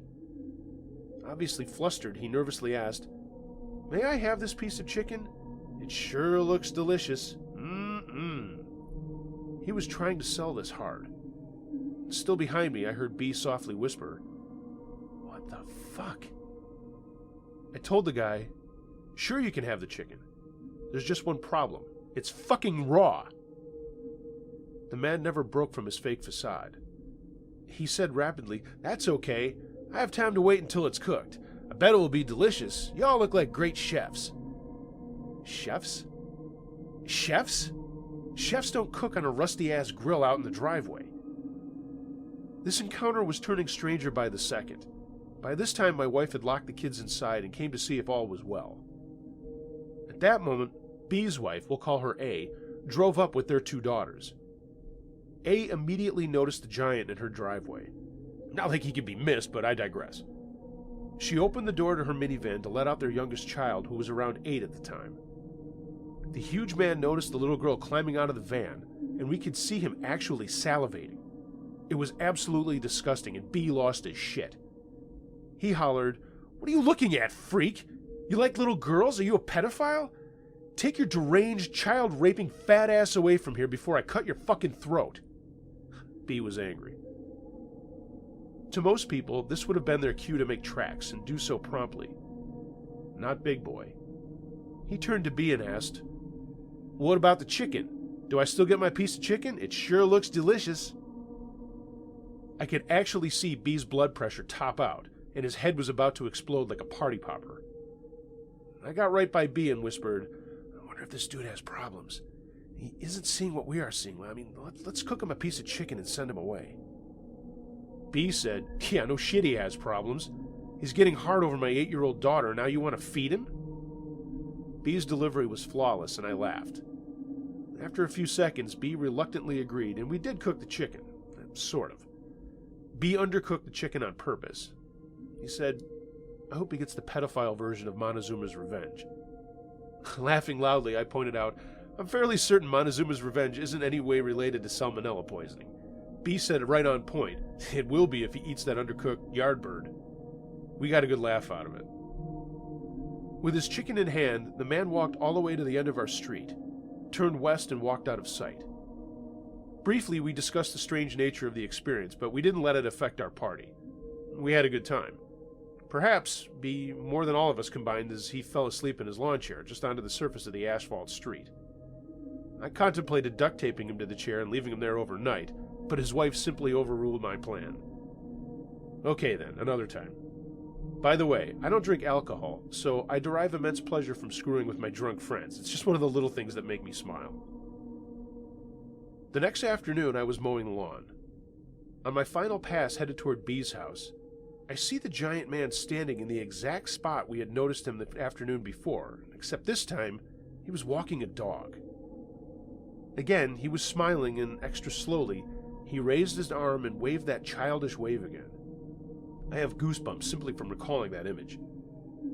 Just then, my wife stepped outside to ask me a question, and I turned off the mower. I turned to her and told her the huge guy from the previous night was across the street and to not look in his direction. She said softly but urgently, "He's here, he's here, he's here!" I turned to see Mr. Tons of Fun standing in my freshly mowed and perfectly manicured grass only 2 feet from me. I asked, "What the hell are you doing? Get off my grass!" He said with a huge smile, "You're standing in the grass." While I begrudgingly admit he made an excellent point, let me be upfront and honest. I am not a patient person. My ability to tolerate people's stupid bullshit already bordered on non-existence, and this son of a bitch had plucked at my last nerve until it broke. I screamed at him, "It's my motherfucking grass, you dim bastard! Get the fuck off of my goddamn grass before I kick the ever-loving shit out of you!" He stuck out his hand and said, "Hi, my name's Eric. I don't think I caught your name." I said, "And you never will, Andy, Eric, or whoever the fuck you are. Go away." I saw the man's smile quickly fade to anger, and he balled up both fists. I know the posture, and I assured him he didn't want to do what he was thinking. It could have only ended badly for him. He turned, and without incident, walked through my freaking grass, mashing up huge-ass footprints in it.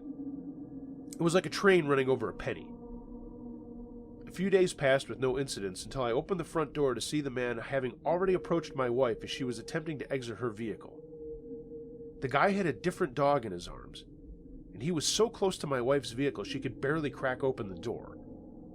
She was uncomfortable, I could see that, so I strolled up behind him without his noticing. I listened for about 20 seconds, and he was asking my wife a seemingly endless string of questions about our home, our kids, her, me, everything possible to keep her there. She lied about it all and told him she needed to go inside. He said creepily, "Why? We're just here talking. No reason to leave." I poked him very briskly between his shoulder blades, and as politely as I could muster, I asked, "What the fuck are you doing?" He nearly came out of his skin and muttered something unintelligible as he quickly shuffled away. I must admit, for a big fella, he walked on cat's feet. He was like a fat ninja with enormous calves. My wife looked at me and said, "I thought you would never get out here."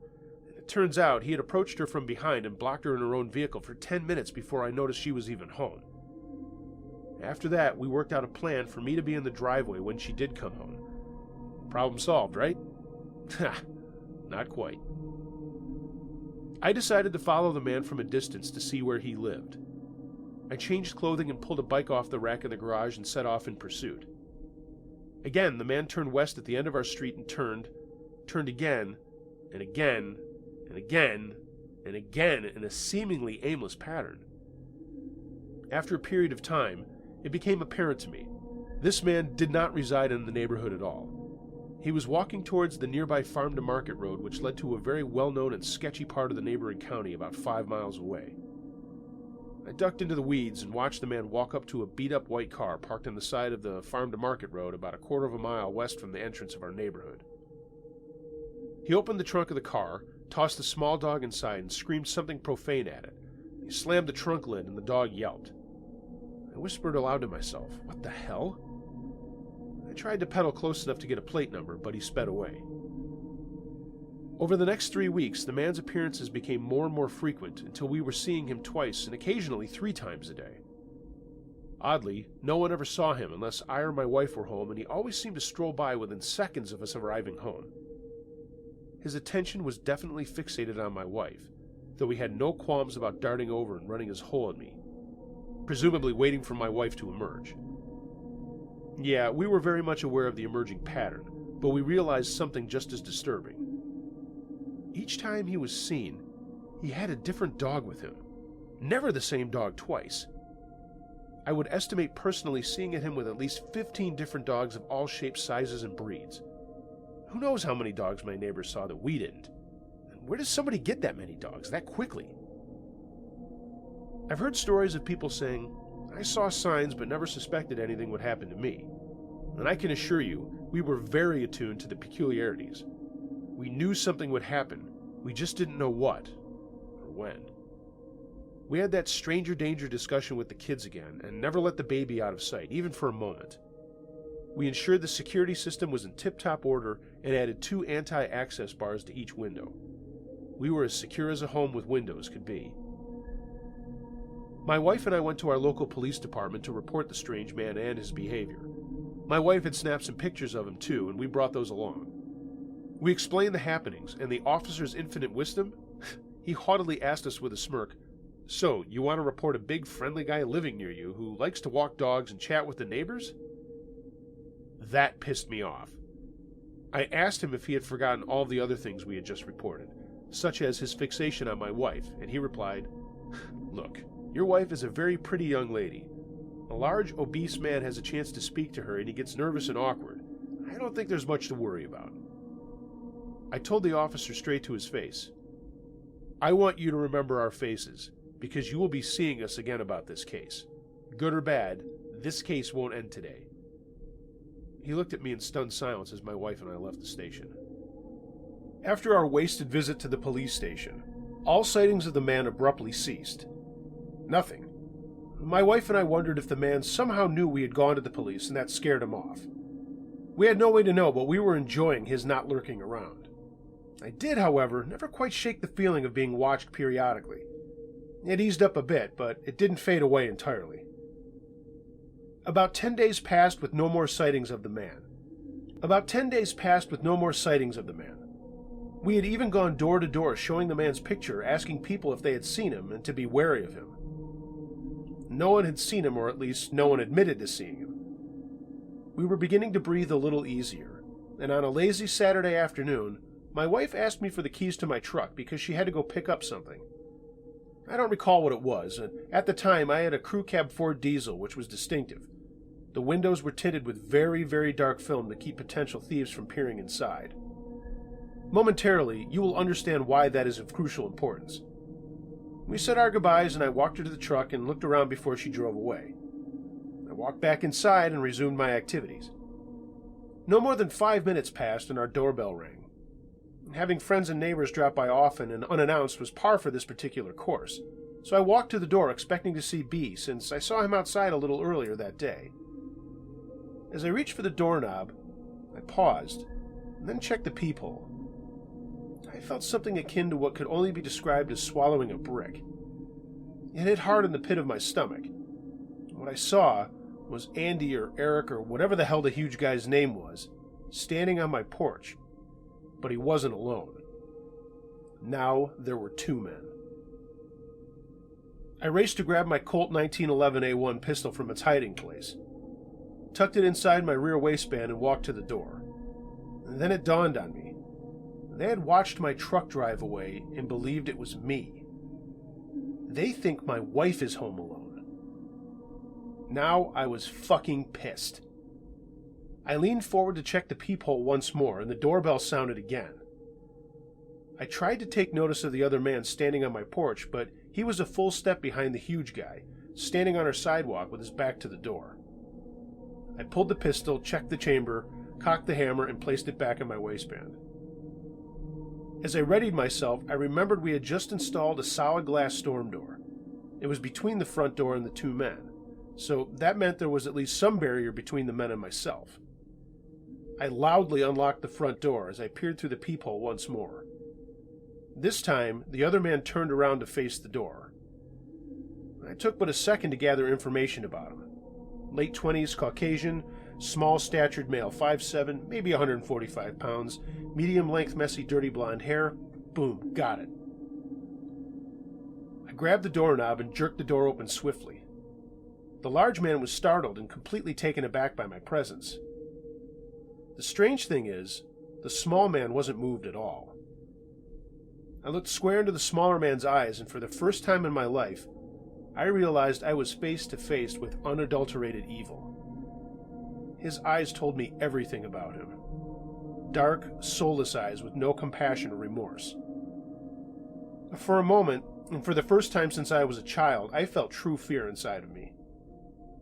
Mind you, I had a loaded firearm close at hand, and throwing dukes was not foreign to my personality.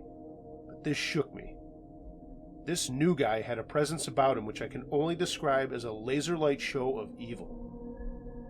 It was a heavy, intense feeling. In every bad situation up to that one and since, my natural reaction was, and still is, to get very calm and methodical. It's not bravery or machismo, but rather an involuntary response to certain situations. However, in the briefest of moments, I was scared for myself and my kids playing nearby in their rooms. But it got worse. The visual exchange lasted probably only a couple of seconds. Then, the small man coldly turned his back to me so I could no longer see his features. Shit, I said quietly in my mind. He's done this before. I turned my attention to the big man, and I noticed something that made my blood run cold. In his left hand, hanging straight down by his side and tucked somewhat behind his leg, I noticed a video camera. All of it added up in that one instant. They were here to harm my wife and video the attack. Not in this house, motherfuckers, I screamed in my mind. I slipped into calm mode. Fear completely left me, and I knew whatever was going to happen right now. I politely asked what they needed.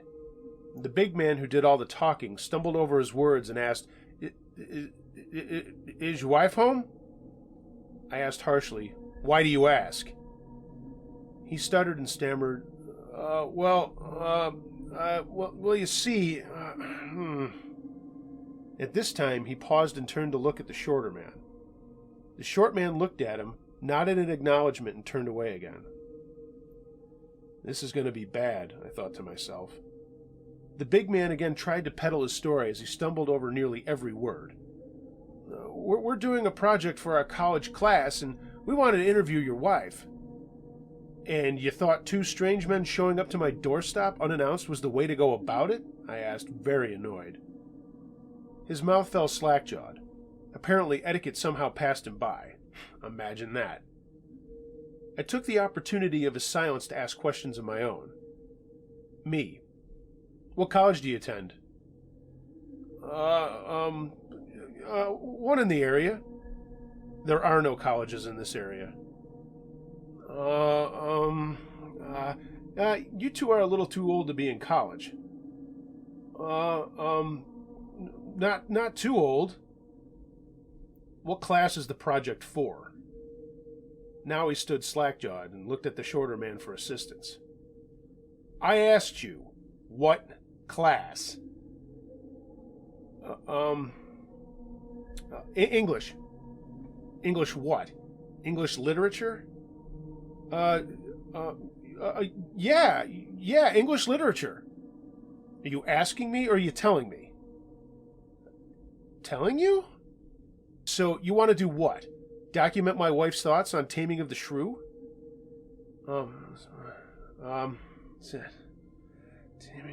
At this point, I hit him with a series of questions and did not wait for answers. I paused only long enough to allow him to step on his tongue. Who's the professor of the class?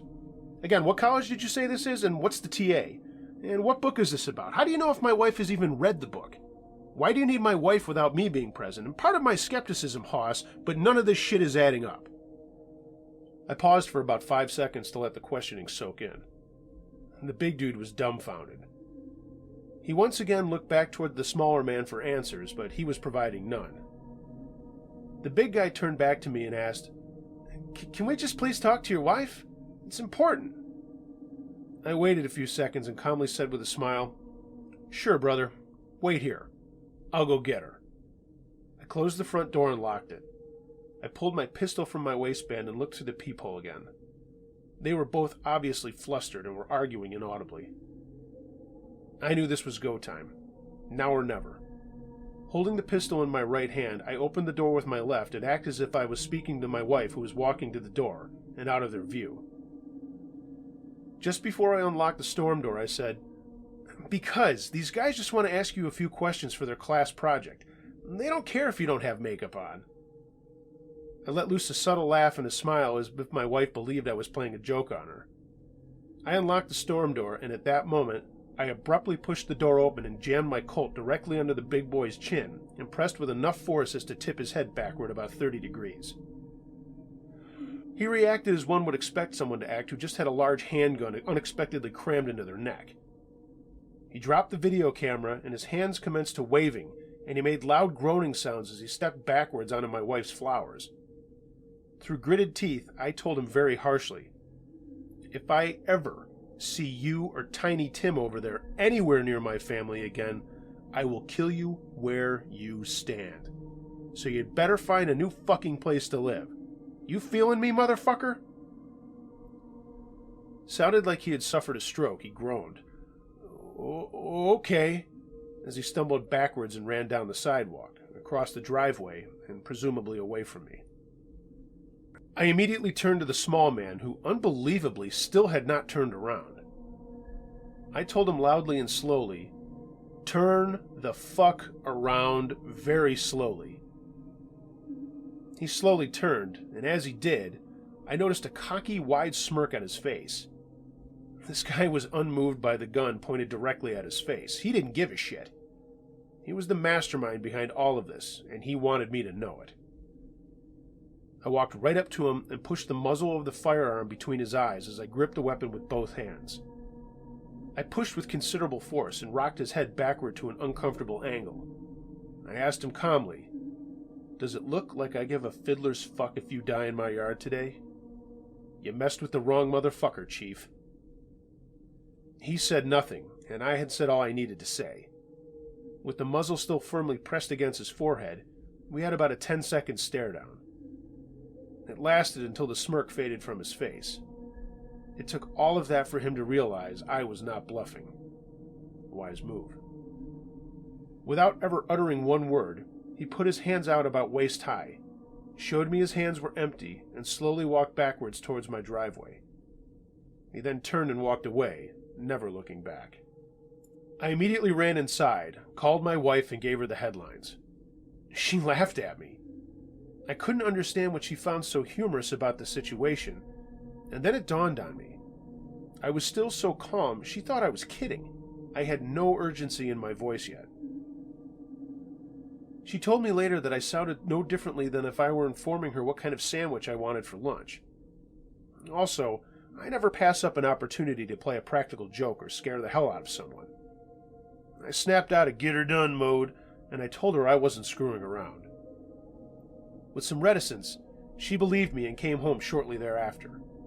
As we walked inside, she noticed her prized flowers were trampled flat. She pointed and asked, "What the hell happened here?" I explained the flowers were the least of our concerns. We sat down at the kitchen table, and I told her the story in greater detail. Her eyes welled up with tears, and she began to tremble slightly.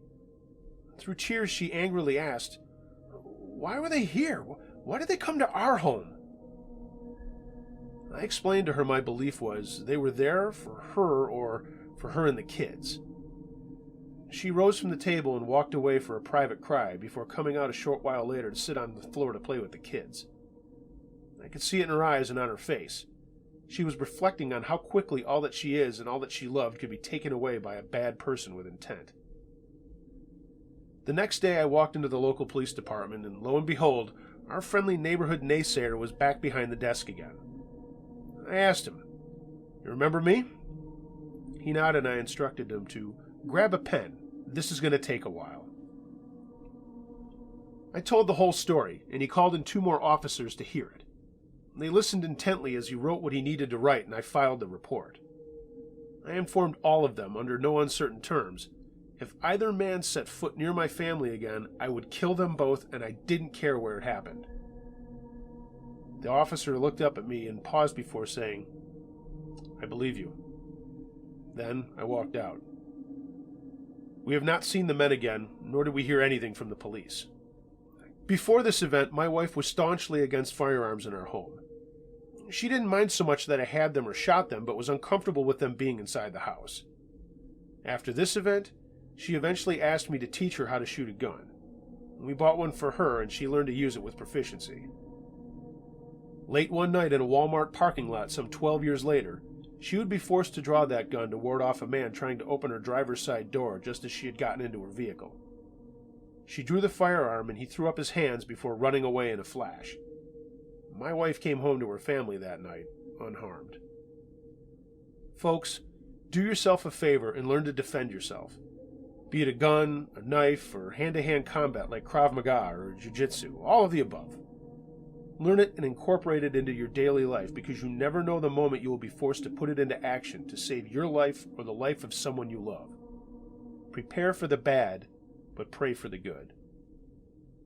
I have just recounted the day that forever changed the way my entire family views the world. A large part of our innocence was lost that day, and we knew we would never be able to regain it.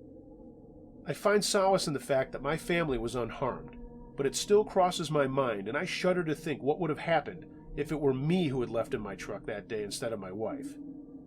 It still makes me incredibly sad.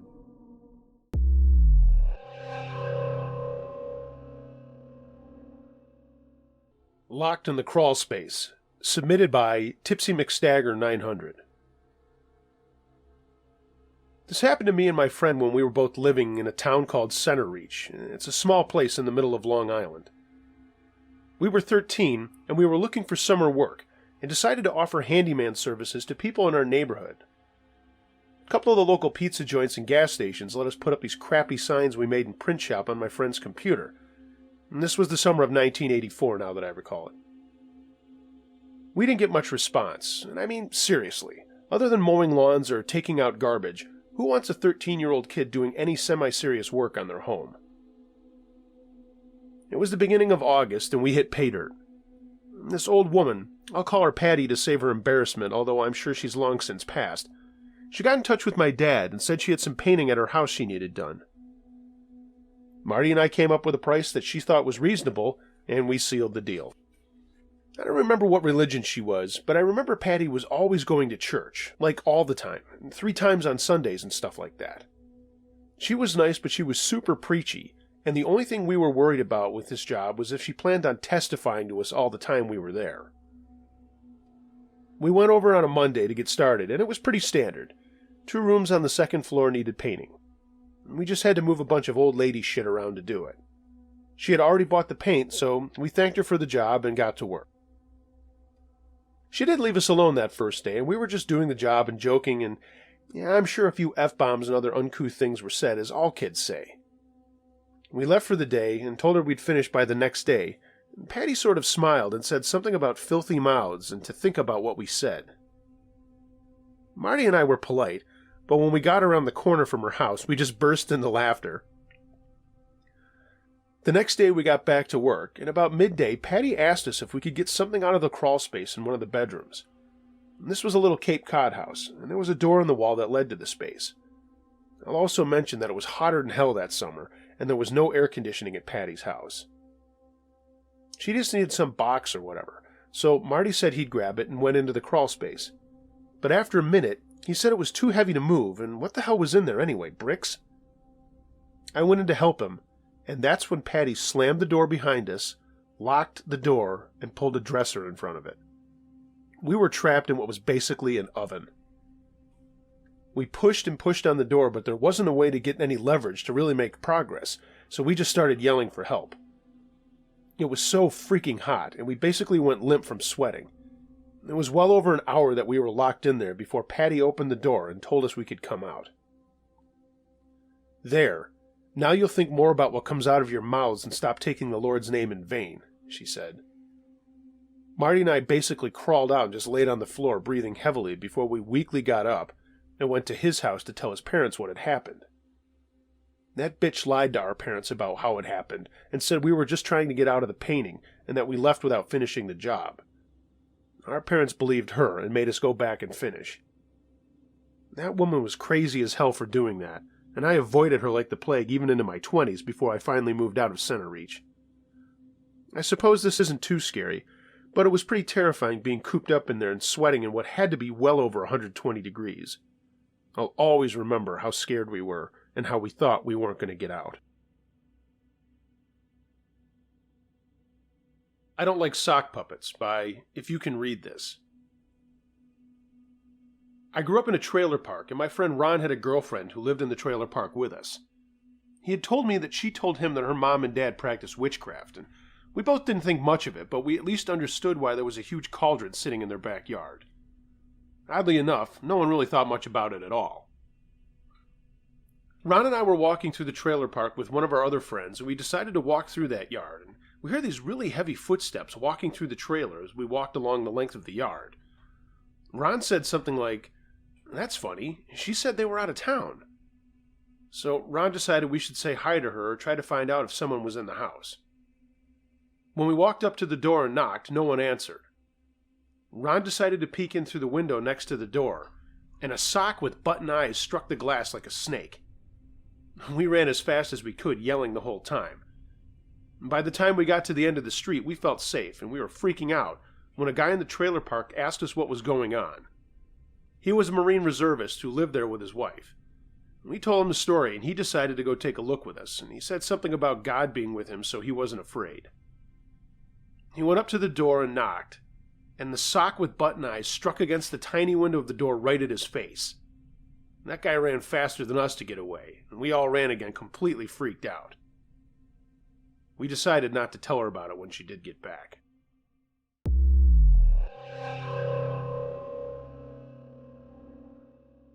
Who Was Kate? Submitted by My Name Isn't Chris. I'm going to preface this by saying this is hard for me to talk about, and only my family and a couple of friends know about it. I don't give a flying fuck if no one believes the story, that doesn't matter. I lived it, and it still lives with me. I like your channel a lot, but this is the first and last thing you'll ever hear from me. When I was in my early 20s, I had broken up with my college girlfriend of nearly 5 years and found myself back on the dating scene. Obviously, it had been a while, and even though my friends tried to hook me up with other people they knew, or even we both knew, I was determined to find someone on my own, come hell or high water. I did the bar scene, but everyone knows how that goes. Mostly just one-nighters every once in a while. I want to point out right now that I wasn't just jumping right back into things. It had been nearly a year since I had been seeing anyone seriously. Finally, I bit the bullet and tried a dating site. I won't say which one. There were a few matches with people my age, and I did go on a few dates, but nothing really grabbed my attention. All of the women were nice, just not really my style. I was talking to my friend, I'll call him Sam, about things over a beer at a bar we both went to a lot. He was getting married that fall, and this was springtime, and he kept telling me I could hook up with the bridesmaids I'd be walking with. I laughed and said, no, I really want to find a cool chick that was into what I was. Music, working out, etc. Dude, if you're not getting results, expand your age range, he said. Look, if I want to fuck a cougar, I can do that tonight, I replied. No, asshole, he said. Go up to 29 or 30 and see what you get if you're sick of 22-year-olds. I thought about it for a while, and we threw some darts, talked about his bachelor party that was coming up, and then we went home. Back in my apartment, I stood looking at my computer and said, fuck it, what do I have to lose? I opened my dating profile at the website and changed my age preferences to 32, had another beer, and then went to bed. After work the next day, I went to the gym and then jogged back to my apartment, made dinner, and then looked to see if I had any matches. There were a lot more, and Sam was right. So I showered, grabbed a Mick Ultra, and looked over all the profiles. A lot seemed to be a good deal, but one jumped out at me in particular. It was a blonde 30-year-old woman. Before making a rash decision to reach out to her, I sat and asked myself if that was a bit too big of an age range. I mean, I was 24 and just starting my career. I was a copywriter, by the way, but I was trying to get myself into a freelance career as I was already sick of sitting in a cubicle all day. I threw caution to the wind and sent her a message. And just like that, Kate came into my life. She messaged me back later that night, and we went back and forth asking questions about one another. Our hobbies, likes and dislikes, jobs, the standard first-time shit. Something came up on her end and she had to take off, but asked to chat on the phone the next day rather than go back and forth on the computer. We exchanged numbers and said goodnight. I had another beer and called Sam and told him what was up. He told me to go for it after asking if she was hot or not. I laughed and said, yeah. He asked, hotter than Jackie? Jackie was a girl I dated before the last girlfriend, who was really pretty, but this Kate was way hotter. She's a part-time model, man, I told him. And I got the standard meathead, dude! And then I asked him to play racquetball that weekend. The next evening, I gathered my courage and called Kate. She answered and we talked for over an hour. More of the same banter as before. She was a corporate translator for a computer company in town and spoke fluent French and was also a part-time model for photographers in and around the city. I told her I knew a little French, and she switched over to it, and I started laughing with my stupid, incorrect responses. She laughed too. Finally, I said, look, do you want to get a coffee or a drink this weekend if you're free? Sure, let's get a drink on Friday night, she replied. Ever been to Rue 41? Yeah, how about 6? She said great, and we said goodnight. I was on a cloud and was hoping that this would work out. Friday finally came, and I did my routine, showered, and walked to the place. It wasn't far from my apartment building. She was there when I got there, and I cannot tell you how freaking gorgeous she was. I mean, honestly, the first thing that went through my negative mind was, she's either cheating or she's crazy. But I shook her hand, and she wasn't either. We hit it off immediately, despite the age difference. We ended up getting a table and staying for dinner after another drink. She asked to get together over the weekend. She was having such a good time. Saturday was out for both of us, so Sunday brunch it was. I gave her a quick peck before she walked to her car, and I floated home. Next day was a barrage of questions from Sam, and I told him how stoked I was. This is like the longest intro ever, I know, so I'm just going to skip ahead a couple of weeks. Kate and I became a thing, but we weren't having sex yet, just spending a lot of time together. Then, one night she invited me over to her apartment and said she'd make dinner. I was all in and very impressed with her place. She lived on the top floor of a building in what everyone called the Old Village. We had dinner, and then we're going to watch a movie, so with wine in hand, we sat on her couch together. Like I said, even though we weren't kids, we were both taking it slow. Slower than usual, I thought. But we started making out, and then things progressed from there. And that's when she surprised me. While we were half naked, she scratched her nails down my back as we kissed, and I mean scratched. She actually drew blood. I popped up and she said, "Oh, sorry, Chris, I stood up and wiped the back of my hand on my back, and it came back with blood on it." "I'm really sorry," she said. "I got carried away. Let me get something to clean that up." She went into her bathroom and came back with some gauze and stuff. I was still in shock and a little pain, but seeing her approach me with her face and that body, I put that pain out of my head pretty fast. Now here's the weird part. Before she took care of my back, she licked the blood off my hand. What the hell was that, I thought. She asked me to spend the night and that she would make up for hurting me accidentally. I said yes, and she sure did make up for it, and that's all I'll say about that. Afterwards, I fell asleep next to her in her bed. When I woke up, she was looking at me and told me she had to tell me something. "Chris, I hope this doesn't ruin anything, but I have to tell you something." "Okay," I replied. "There's no other way around it, so I'm just going to say it. The reason I'm not with anyone is that they all run away from me after a while." "Okay," I said again, wondering where the hell this was going. "I'm into BDSM stuff." And Kate looked away and she said, "You probably think I'm a freak." I thought about it a minute and I said, "No, I don't. I'm not going to lie, I don't know about all that stuff, but that's not chasing me away." She turned back and asked, "Would you ever try it with me?" I paused again. Well, I guess I could, but nothing really crazy like that German porn shit I've heard about. Kate laughed, and in hindsight, that's when I should have really just laughed and gotten up and left. But I didn't. I just figured she was into that 50 Shades of Grey nonsense that was going on at the time. We saw each other a lot over the next few weeks, and one night ended up at her place again. She brought some wine out from the kitchen, and we talked on the couch, but I started feeling beyond buzzed. I remember looking into her eyes, and then everything went black.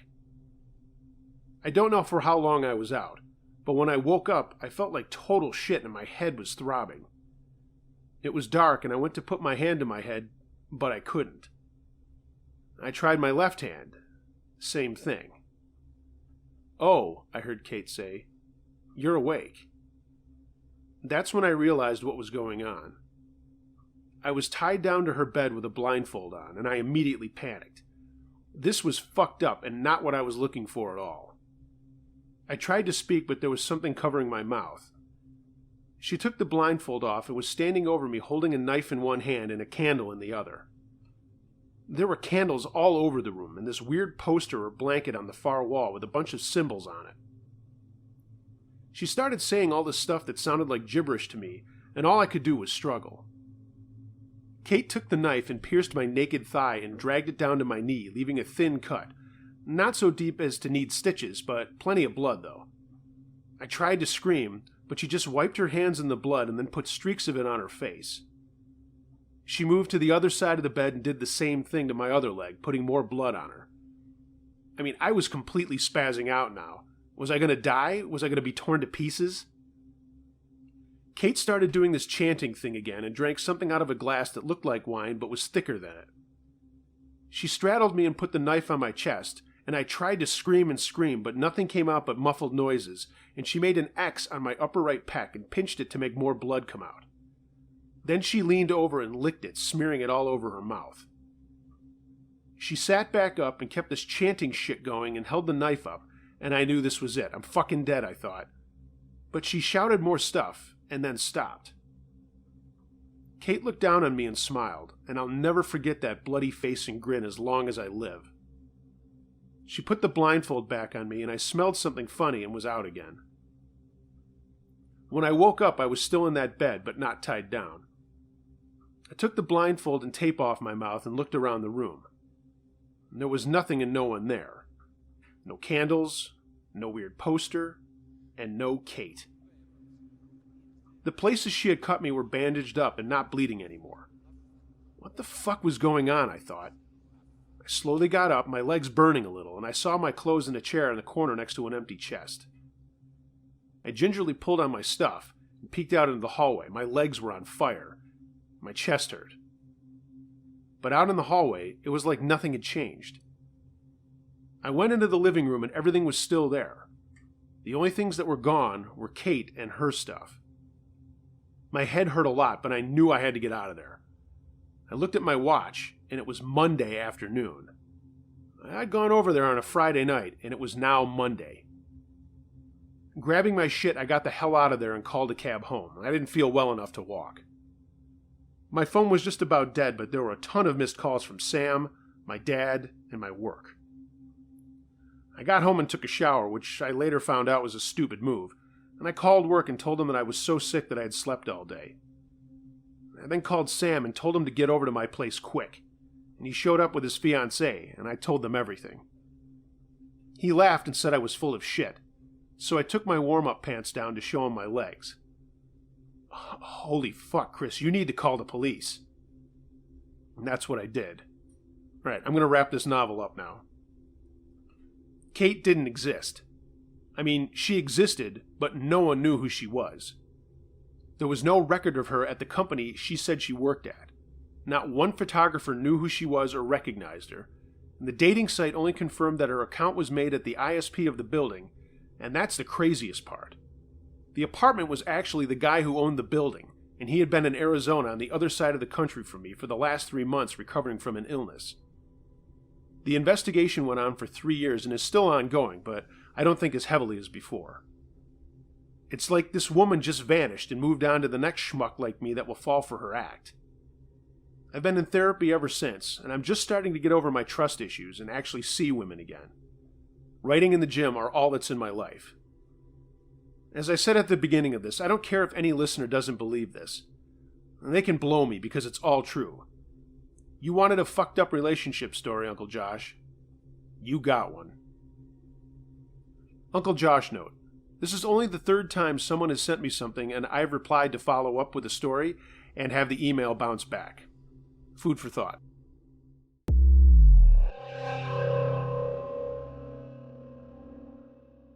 A bad breakup. Submitted by Lexi's Midnight Runner. So around Valentine's Day of last year, I decided that my relationship with my boyfriend wasn't working out. We were both 17 and very into athletics at our school, but I was also in band, student council, honor society, and other things. He was a one-track mind football, basketball, baseball guy, and that's not his fault and it's not a bad thing. He just focused on that and not on me or anything else. I'll refer to him as Paul, as I don't want to embarrass him. We had been going out for a year and had been junior prom king and queen, and after I found out I was being offered a scholarship for tennis and academics, I was planning on going to college a few states away, and he started being a jerk, so I said enough.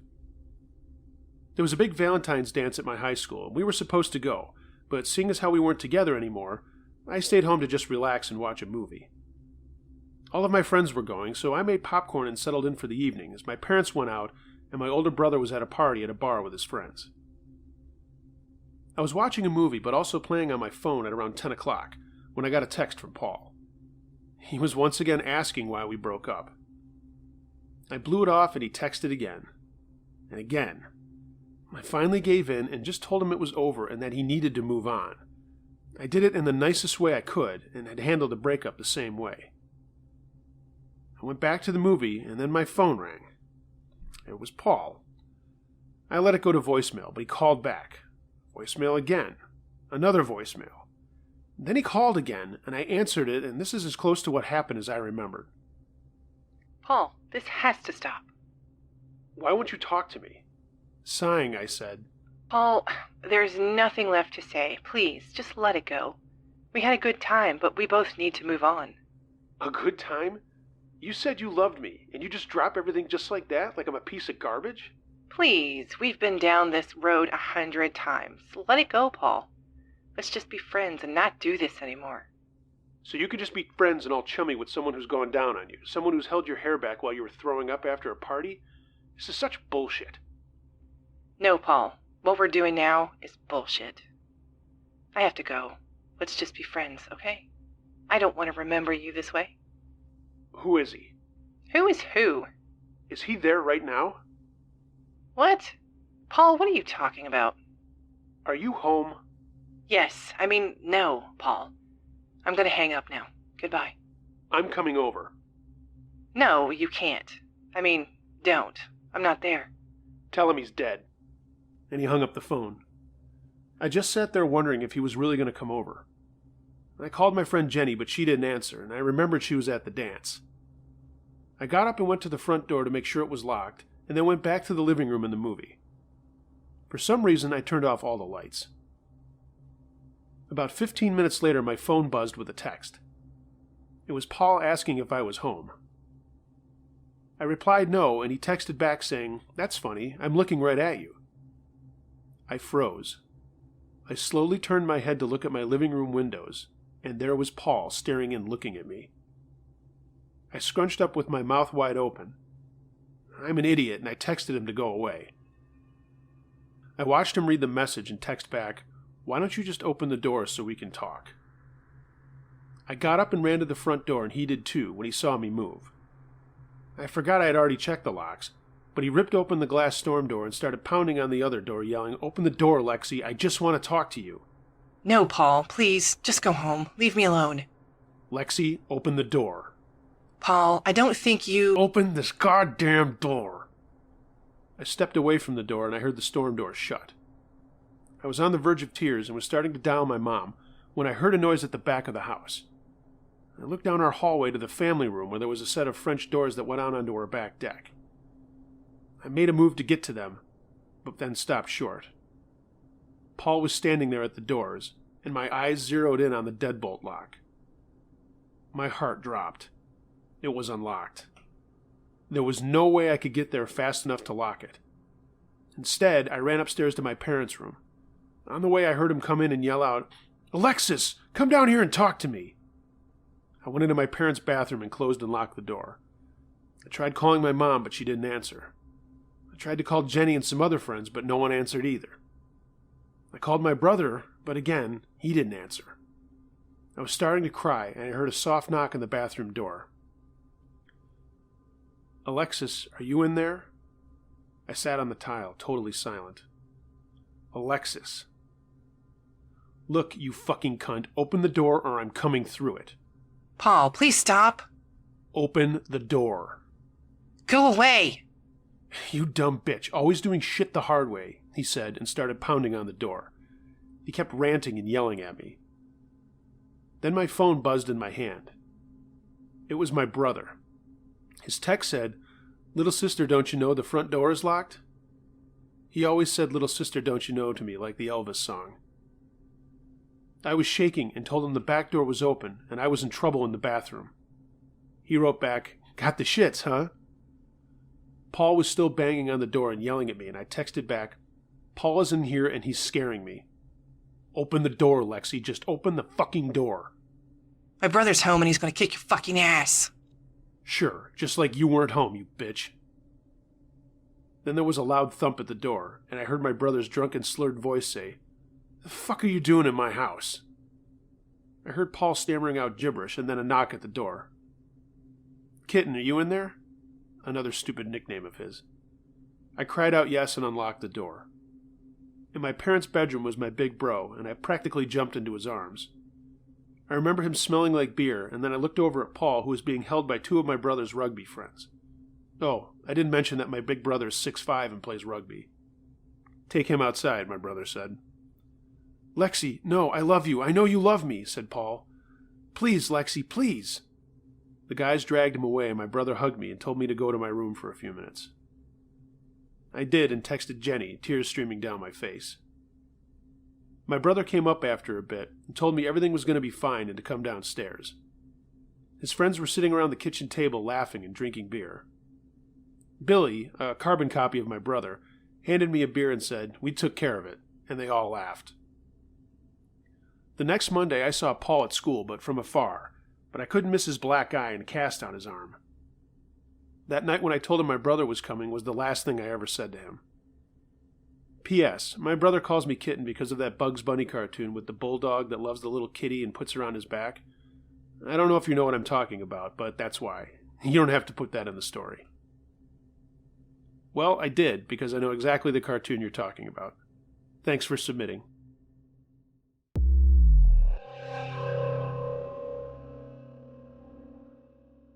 Hirata. Submitted by Sickle241. This story is 100% true. Sorry it's long, but I've never told anyone, and I'm sharing it to get this off my chest. This happened to me right after I graduated from college. I was looking for some adventure, and while I knew I could get a job at my uncle's business in sales and marketing, I thought that would be boring. I wanted to do something crazy. I could settle down with that stuff after a trip or something. I had saved some money, had recently broken up with my girlfriend, and that's a story in and of itself, and I went online looking at places I could travel.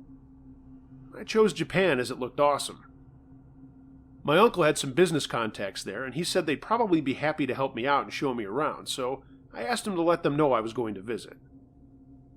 The flight was long, but I was excited, and it was even more exciting being on my own for real for the first time. I knew a little Japanese from a course I took at college, but I figured I'd be able to pick up a little more just to get by just listening. I got there and checked into a modest hotel and just crashed. Man, I was tired. The next day in the afternoon, I called a man named Kaito that my uncle knew, and he asked me to come to his business to meet with him. He told me how to get transportation, and away I went. Kaito was a nice man, and spoke very good English, and showed me around his company. It was a small chip manufacturer for computers. I asked him what places I should visit, and he had me write down a list, and then asked if I would like to have dinner with his family that night. I said sure. We went to his home in Azabu, a very upscale neighborhood outside of Tokyo. He introduced me to his wife Hana and his daughter Hirata. Harada was my age and was drop-dead gorgeous. And I'm not talking like a guy with an Asian fetish. Man, she was just beautiful. Long black hair and the bluest eyes I had ever seen. Dark blue eyes. I ate with them and we talked into the evening, and then thanking them all, I said I would let them have their family time. Kaito told me to call him later in the week, and I said I would. He walked me to the door and gave me directions how to get back to my hotel, and we said goodnight. As I got into the elevator to go down, someone jumped in as the doors were closing. It was Harata. She asked me if I wanted her to take me around to show me the sights, and I dumbly said sure. I mean, are you kidding me? I'm in Japan with basically a supermodel taking me around. She gave me her number and I put it in my phone and told her I'd call her the next morning. The next day she came to my hotel and I met her in the lobby. We probably looked odd on the street together, me being a 6-foot white guy and her being a 5'5" little sprite. We went to so many places that first day, museums, markets, you name it. We had lunch and talked about what we wanted to do with our lives, and she was studying business to one day take over for her father. The next few days were more of the same, but I noticed every day she was doing more and more to be closer to me. Day 2, she held my hand everywhere I went. Day 3, she wanted her arm around me at all times. I'm not going to lie and say I didn't like it. On the 4th day, we were in Shiba Park, not far from her house, and we kissed. I thought that was something very taboo in Japan, and I'd heard PDA was very looked down on. She only laughed and said it was okay because I was an American. I was falling fast and hard for this girl. I met with her father again that next Friday, and he took me to another business friend of his to get me some more exposure. He was younger than Kaito, and only a few years older than me. We toured his building, and he asked me how I liked Japan, and I said I loved it, and that Harata was showing me everything. At this he frowned a little and said, "Harata?" I said yes, and he looked at me for a minute before saying, "Be careful." I asked him what he meant, but all he would say was, "Just be careful." That night I got a phone call from Harata. She was going to a party and asked if I wanted to go, and I said sure. She told me she and some friends would pick me up around 8. There were 6 of us crammed into this tiny car. Harata sat on my lap, and I could tell that she had already been drinking, but we were just laughing, and her friends were very nice and asked me all kinds of questions about the States. We got to the party, and it was in a pretty posh building on the top floor. Drinks were flowing, and I was having a good time, despite not really understanding what everyone was saying. Harata kept me close, but told me she had to check on a friend, and to stay where I was on the balcony. I was a little saucy looking out at the city and thinking about how much fun I was having. But after a while, Harata didn't come back. I looked at my watch, and it had been like 20 minutes, so I went looking for her. I finally found her in a bedroom.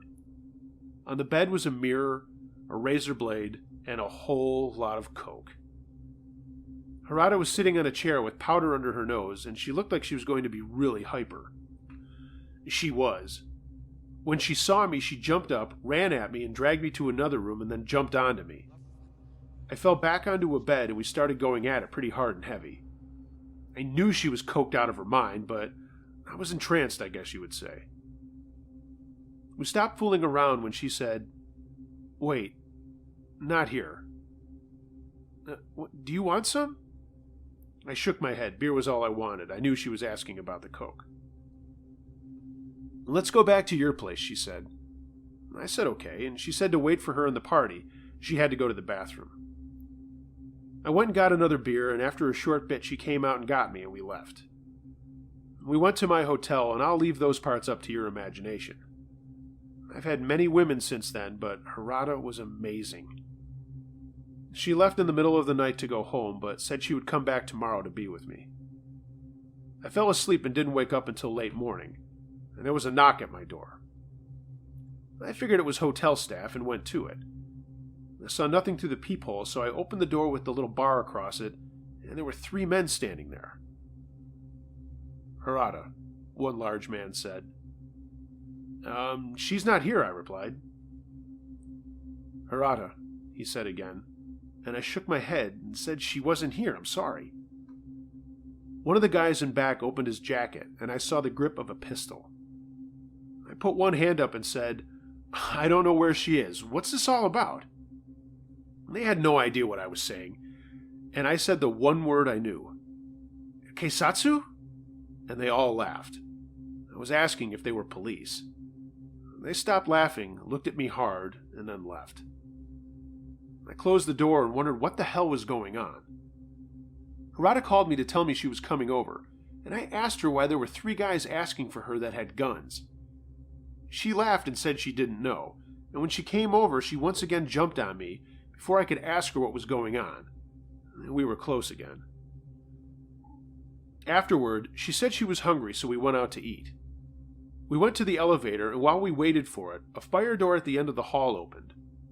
It was the 3 men again. They saw us and started to run towards us, and just in time the doors opened, and Harada pulled me in, and the doors closed just as the men reached it. We went down the 5 flights and burst into the lobby with Harada pulling me along, yelling, "Hurry, hurry," in Japanese.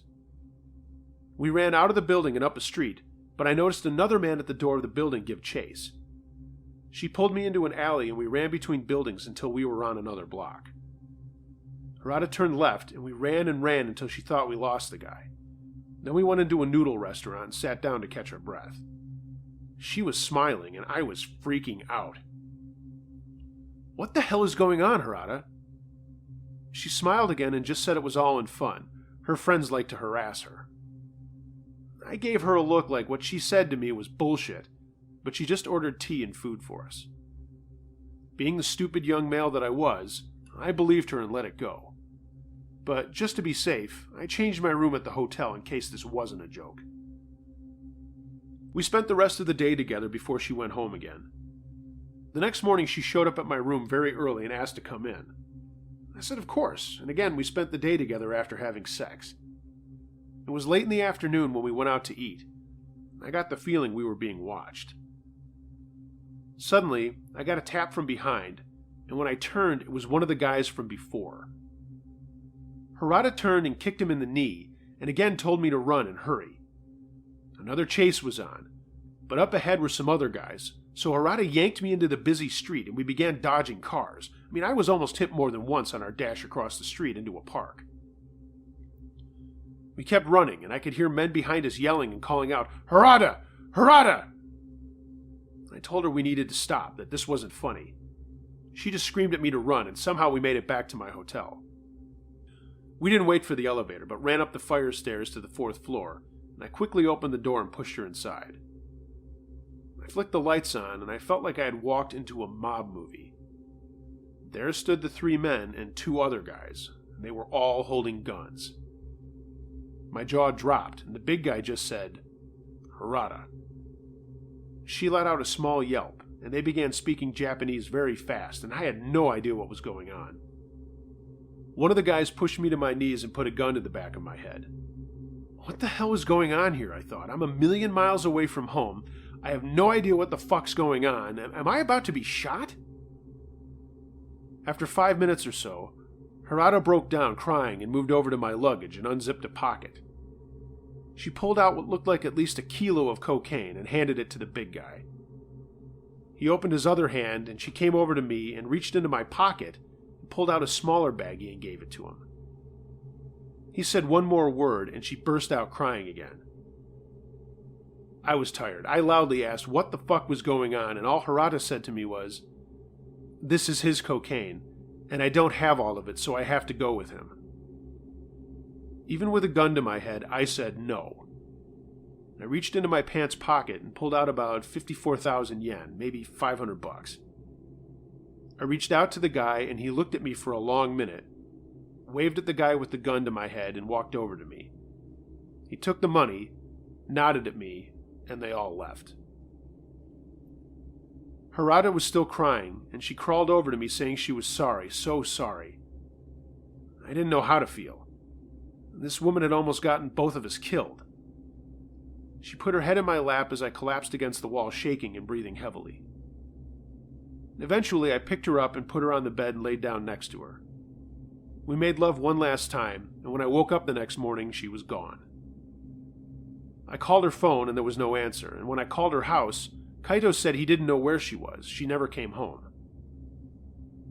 I was due to fly home soon, and what was once an awesome trip had turned into a total disaster that had me more scared and scarred than anything else. I went to Kaido's home before leaving, and Hirata was still not back. He and his wife were both distraught, and I told him I would stay in touch with him. It's like they had no idea who their daughter was. A coke fiend messed up with a bunch of gangsters. When I got on my flight, I took off my jacket and a piece of paper fell out of my pocket. On it were Japanese letters, and I asked the stewardess what the letters meant. Watashi wa anata, or Washura Narisho, which meant, I'll never forget you. I sighed and went back to the States and took that job with my uncle. That was 10 years ago. I have a decent life with a nice house and a lot of toys and plenty of women, but I haven't ever had a serious girlfriend and I haven't married. I guess that worked out for the best because Hirata never did forget me. She's sleeping on my couch as I write this. She showed up at my house 2 days ago and she is more beautiful than ever, and I am not letting her go this time. But I am installing a security system tomorrow despite my terribly safe neighborhood in a terribly safe town. This afternoon I placed a number of firearms around my home, hidden to all but within easy reach for me. I am crazy about this gorgeous woman, but I have a feeling sooner or later there will be a knock on my door and it won't be for me. It will be for Hirata. Uncle Josh edit.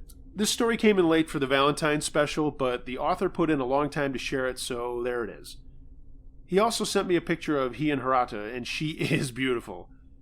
I did a reverse GIS and came up with nothing, so I'm inclined to believe he's telling the truth.